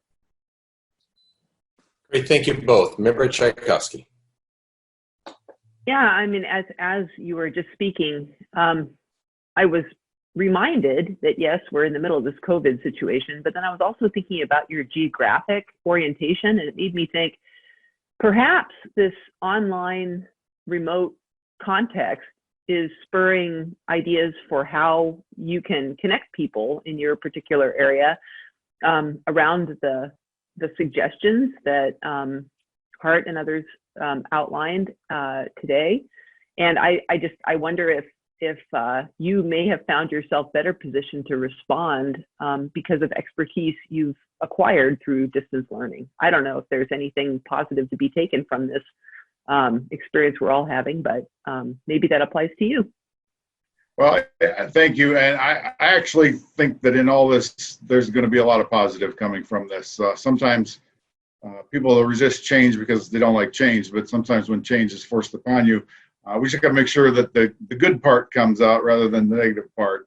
But to your point, yes, we are learning a lot in the distance learning world, and I'm actually encouraged to say and know that some of our mentors are being coached by their mentees in the world of use of technology and such. So it's a very collaborative and cross-pollinating activity, and it's been a lot of growth coming from this. Great, good information. Thank you so much. Good progress. Any other comments or questions from committee members? Okay, actually, this is an action item, so we're going to need to have a motion. Is there a committee member who wishes to make a motion regarding the team's report?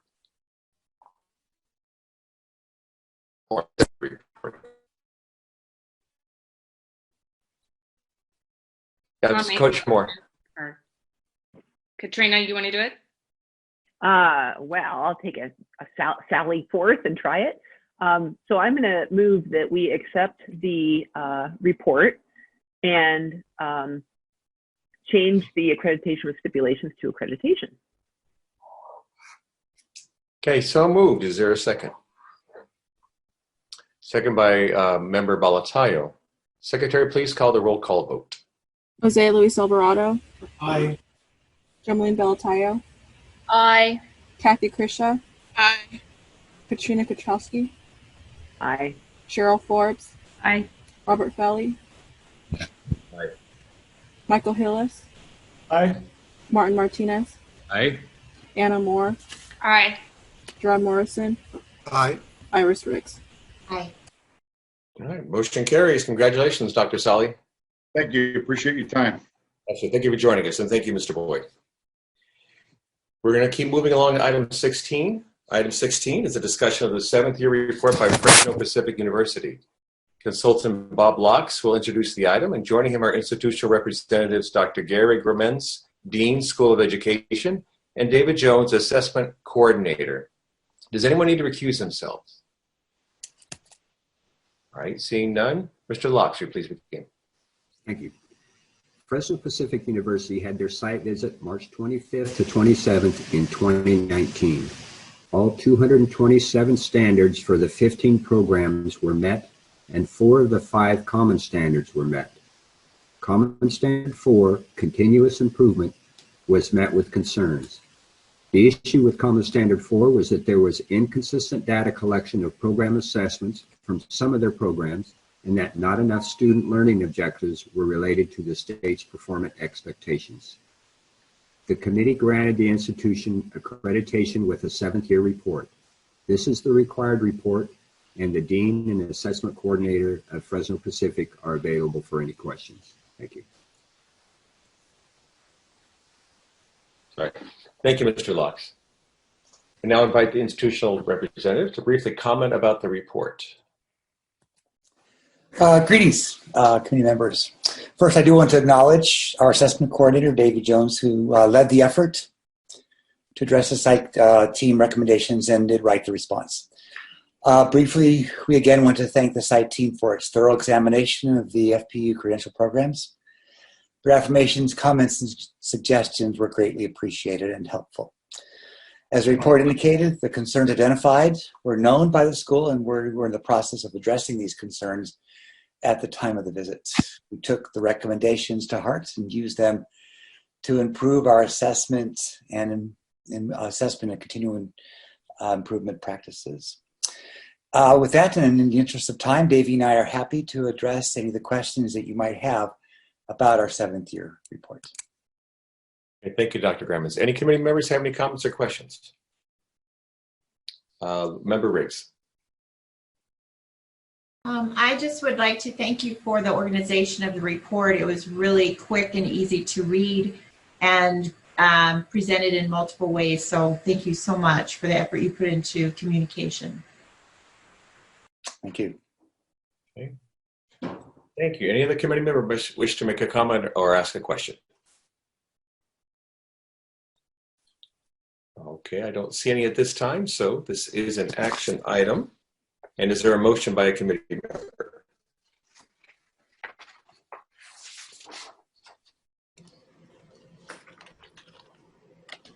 Member Forbes. I move that we, oh my goodness, accept the report and accept the report. Okay, and can we be a little more specific about the report itself? That one actually, because they already have full accreditation. I'm sorry to interrupt. They have full accreditation, so you're not removing any stipulations. Right. You're accepting the report here. Okay, got it. So this one's okay. All right, is there a second? I second that. Second by Member Alvarado. Secretary, please call the roll call. Jose Luis Alvarado. Aye. Jermeline Belatayo. Aye. Kathy Crishaw. Aye. Katrine Czajkowski. Aye. Cheryl Forbes. Aye. Robert Frelly. Aye. Michael Hillis. Aye. Martin Martinez. Aye. Anna Moore. Aye. Gerard Morrison. Aye. Iris Riggs. Aye.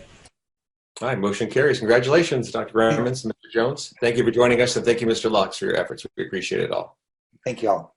Thank you. All right, moving on to item number 17 now. Item 17 is the Accreditation Team Report to Paramount Unified School District. Consultant Roxanne Purdue will introduce the item. Also joining our team lead, Levon Chastain, and institutional representatives Rita Cruz, Teacher Induction Curriculum Specialist, and Myrna Morales, Assistant Superintendent. Does anyone need to recuse himself? Okay, seeing none, Ms. Purdue, will you please begin? All right. I guess we're kind of borderline between afternoon and morning, so I'll go with good afternoon committee members. On March 9th through 11th, 2020, we had an accreditation site visit team that met at Paramount Unified School District to review their program and accreditation.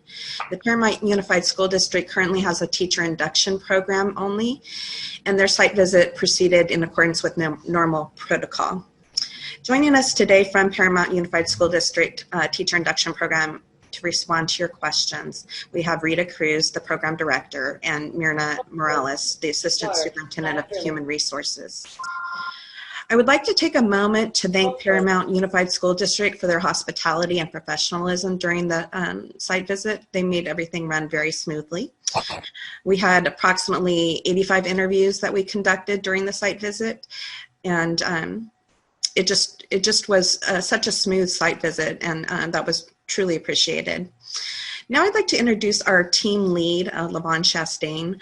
I'd like to say I've worked with Levon before on prior teams, and I know she's a very experienced team member, but this was her first time as a team lead, and she did a fabulous job.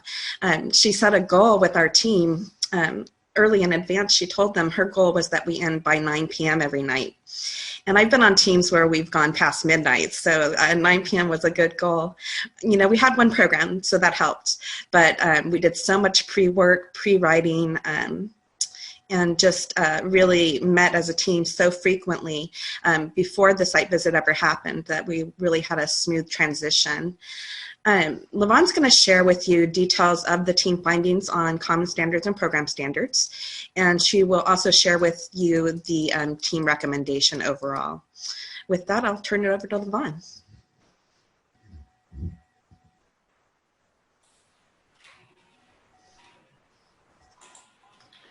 Levon, thank you, Rita, for that. Thank you for inviting me to serve as the lead on this team. On behalf of the review team, I'd like to start by thanking again Paramount Unified School District, and especially Rita Cruz and Dr. Morales for being so gracious in hosting us. As Roxanne just said, every detail of our visit was very well planned and thought out, which made the visit go very smoothly. I also want to acknowledge our individual team members, Mary Dolan and Christina Petriconi. I want to give a shout out and thanks to Roxanne as our CTC consultant for her leadership and guidance. As she mentioned, this was my first time as being a team lead, so I was constantly calling her or contacting her for advice, and she's just very gracious. I'd like to start this report by sharing some anecdotal information and the highlights of the program with the Commission. Shortly after our interview sessions began, one thing became abundantly clear for the Paramount Teacher Induction Program. Their new teachers feel very supported and loved, as one candidate put it. The support began with the superintendent's dedication to keep this program in the forefront of all of the district initiatives, and it followed through with Dr. Morales's and Rita's commitment to serving their newest educators. As indicated by both Dr. Morales and Rita, they meet on a regular basis to ensure high-quality mentoring-based induction experience for all their new teachers. This high level of support was a common thread throughout all of our interviews, as well as the consistent and seamless support of all new teachers. In addition, the process for candidates writing their ILP was very well defined, and even a first-year teacher, who we all know don't always know what to expect. They knew what to expect, and this teacher commented that the ILP serves as a roadmap for her teaching goals, and the amazing support she received from her mentor made it even more meaningful. It was clearly individualized for each new teacher.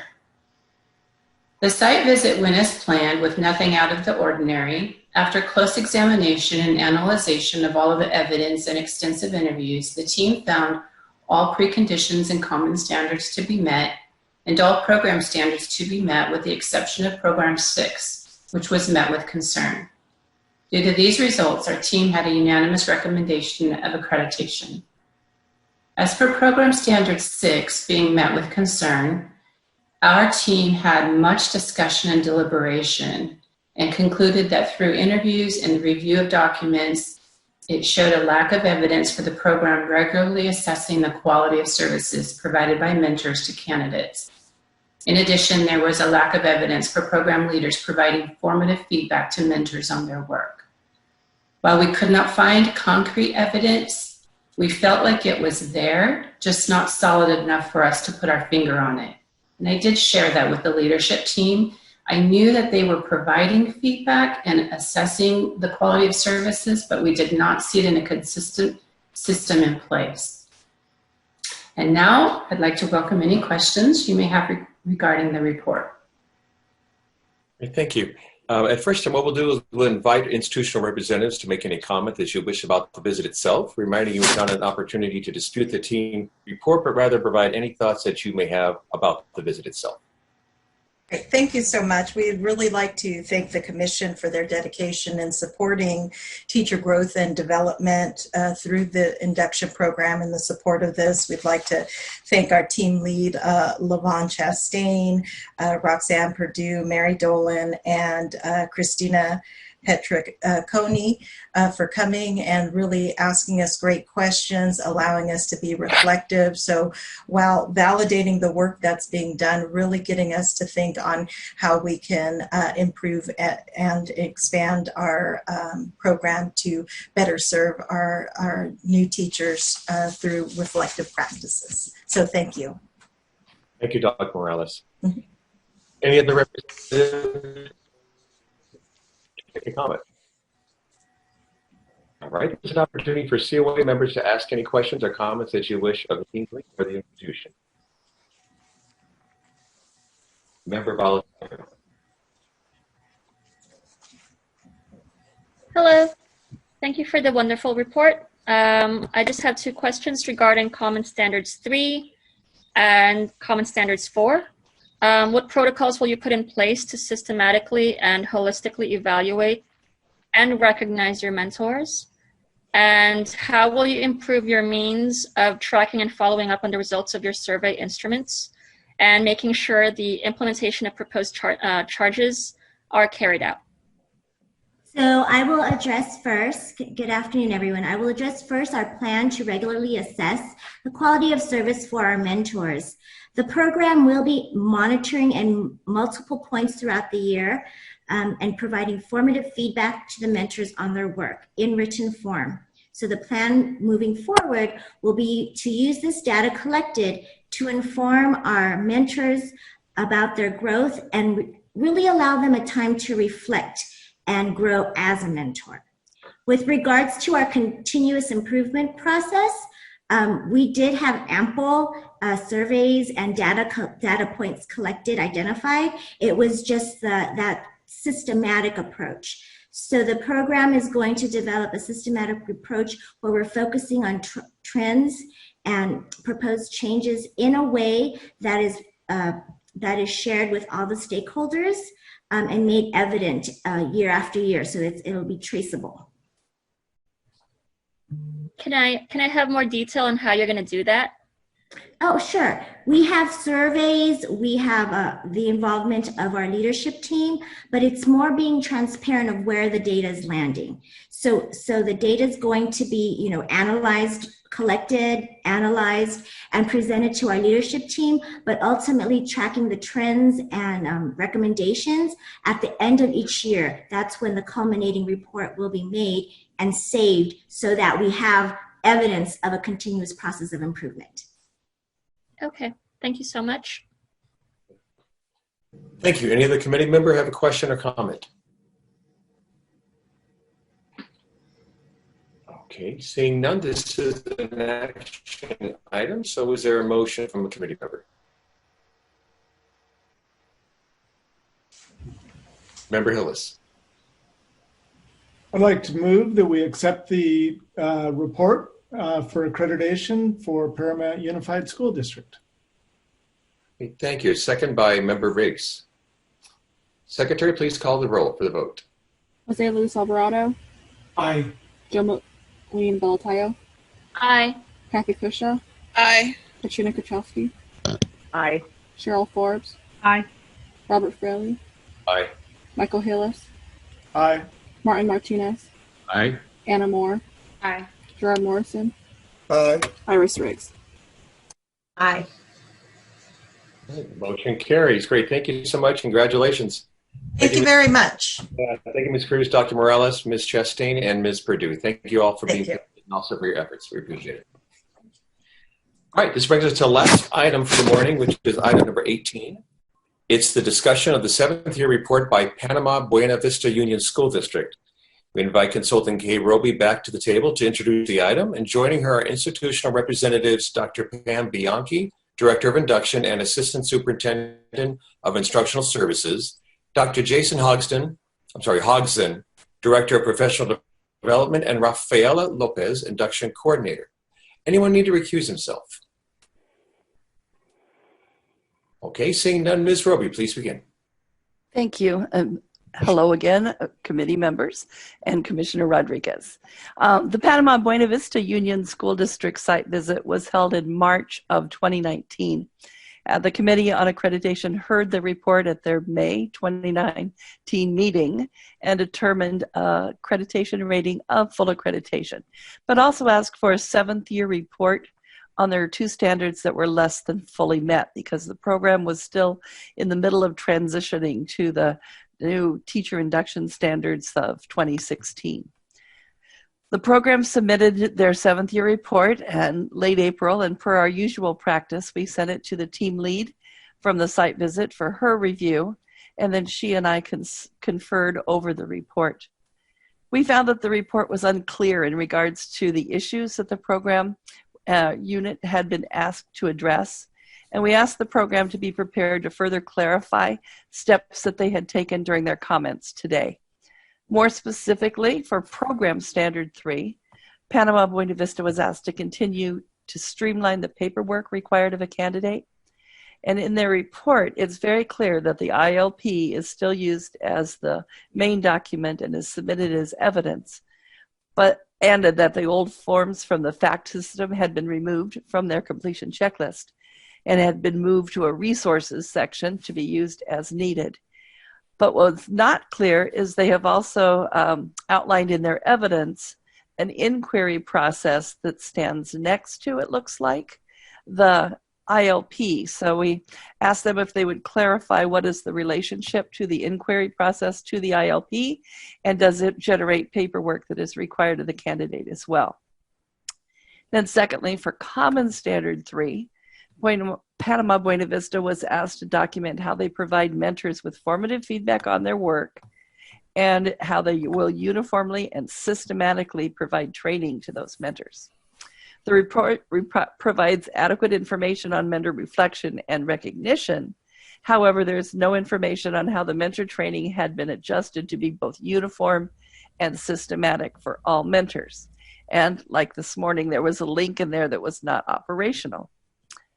This is an action item, and staff recommends that program leaders attending today will clarify with the paperwork requirements during the inquiry process, as well as the ways that they made their mentor training both systematic and uniform, and then urge the committee to either accept the report or ask for additional information.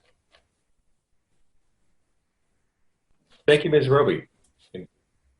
Now I invite institutional representatives to briefly comment about the report itself.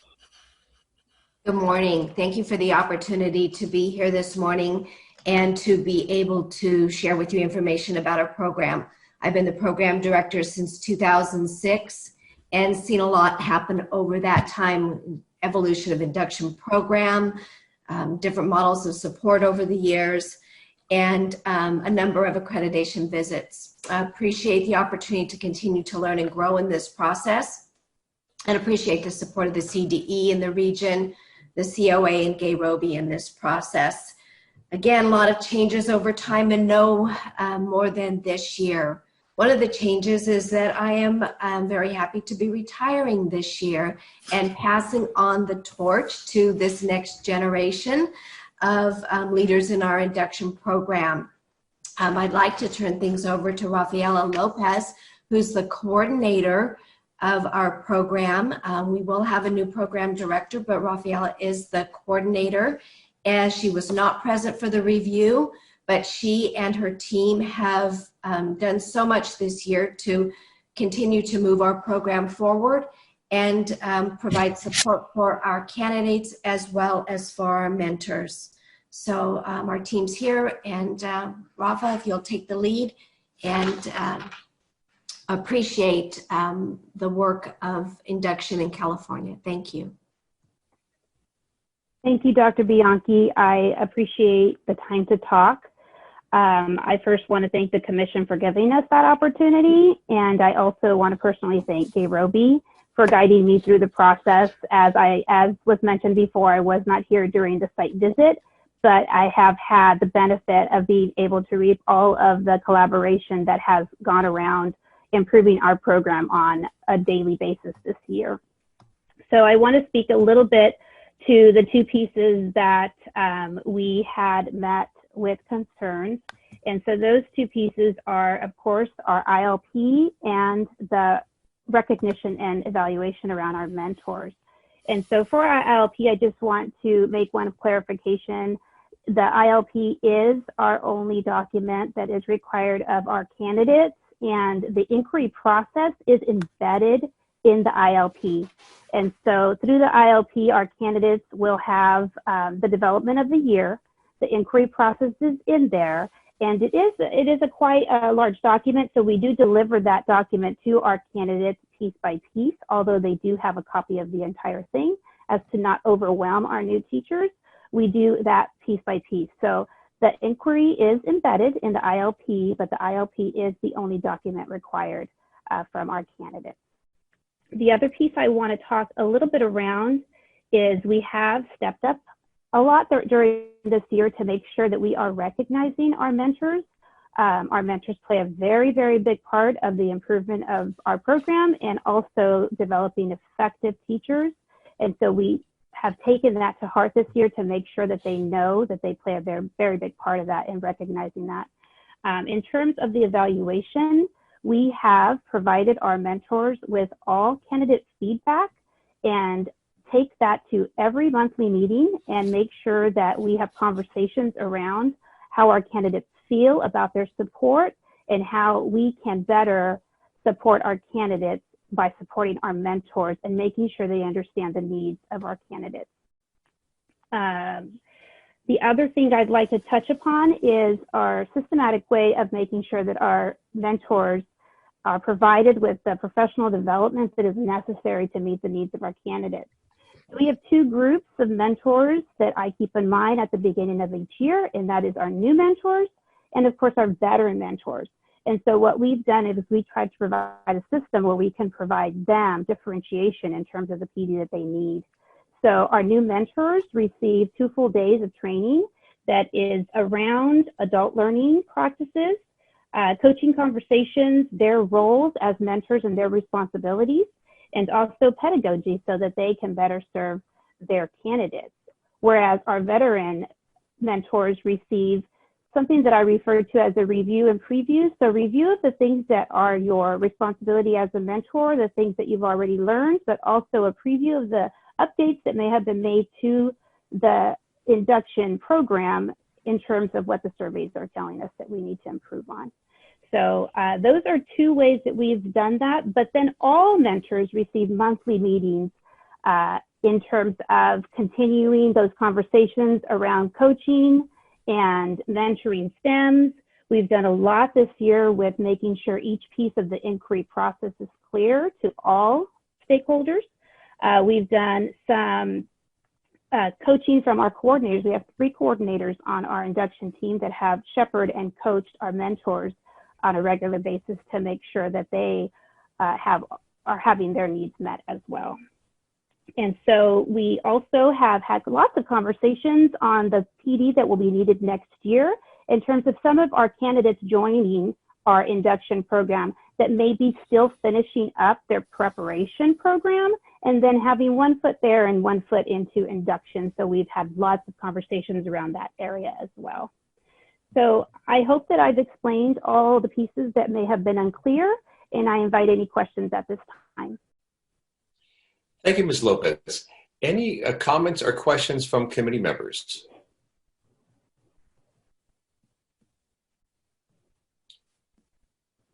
Scrolling through both screens, I don't see any.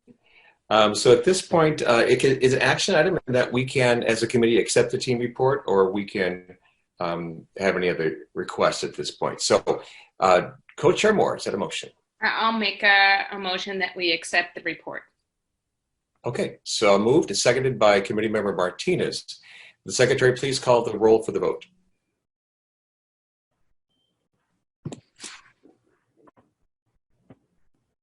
Jose Luis Alvarado.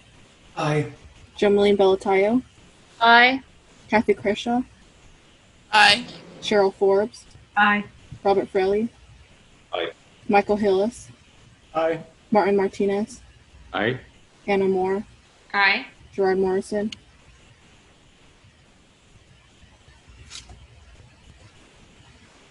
Gerard Morrison.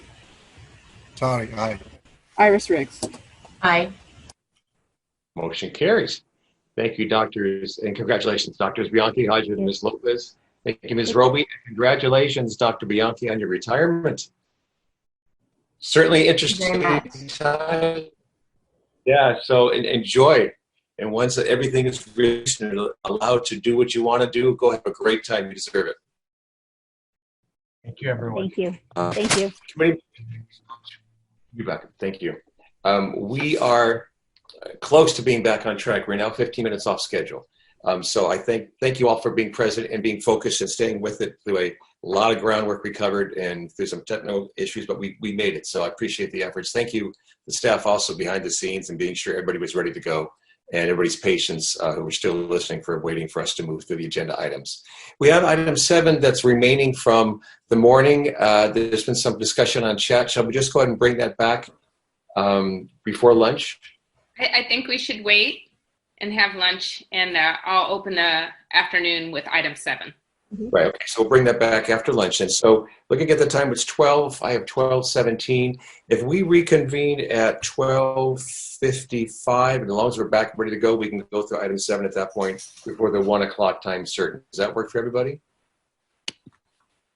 Okay, great. Thank you all. Enjoy your lunch, and we'll see you at 12:55. Thank you.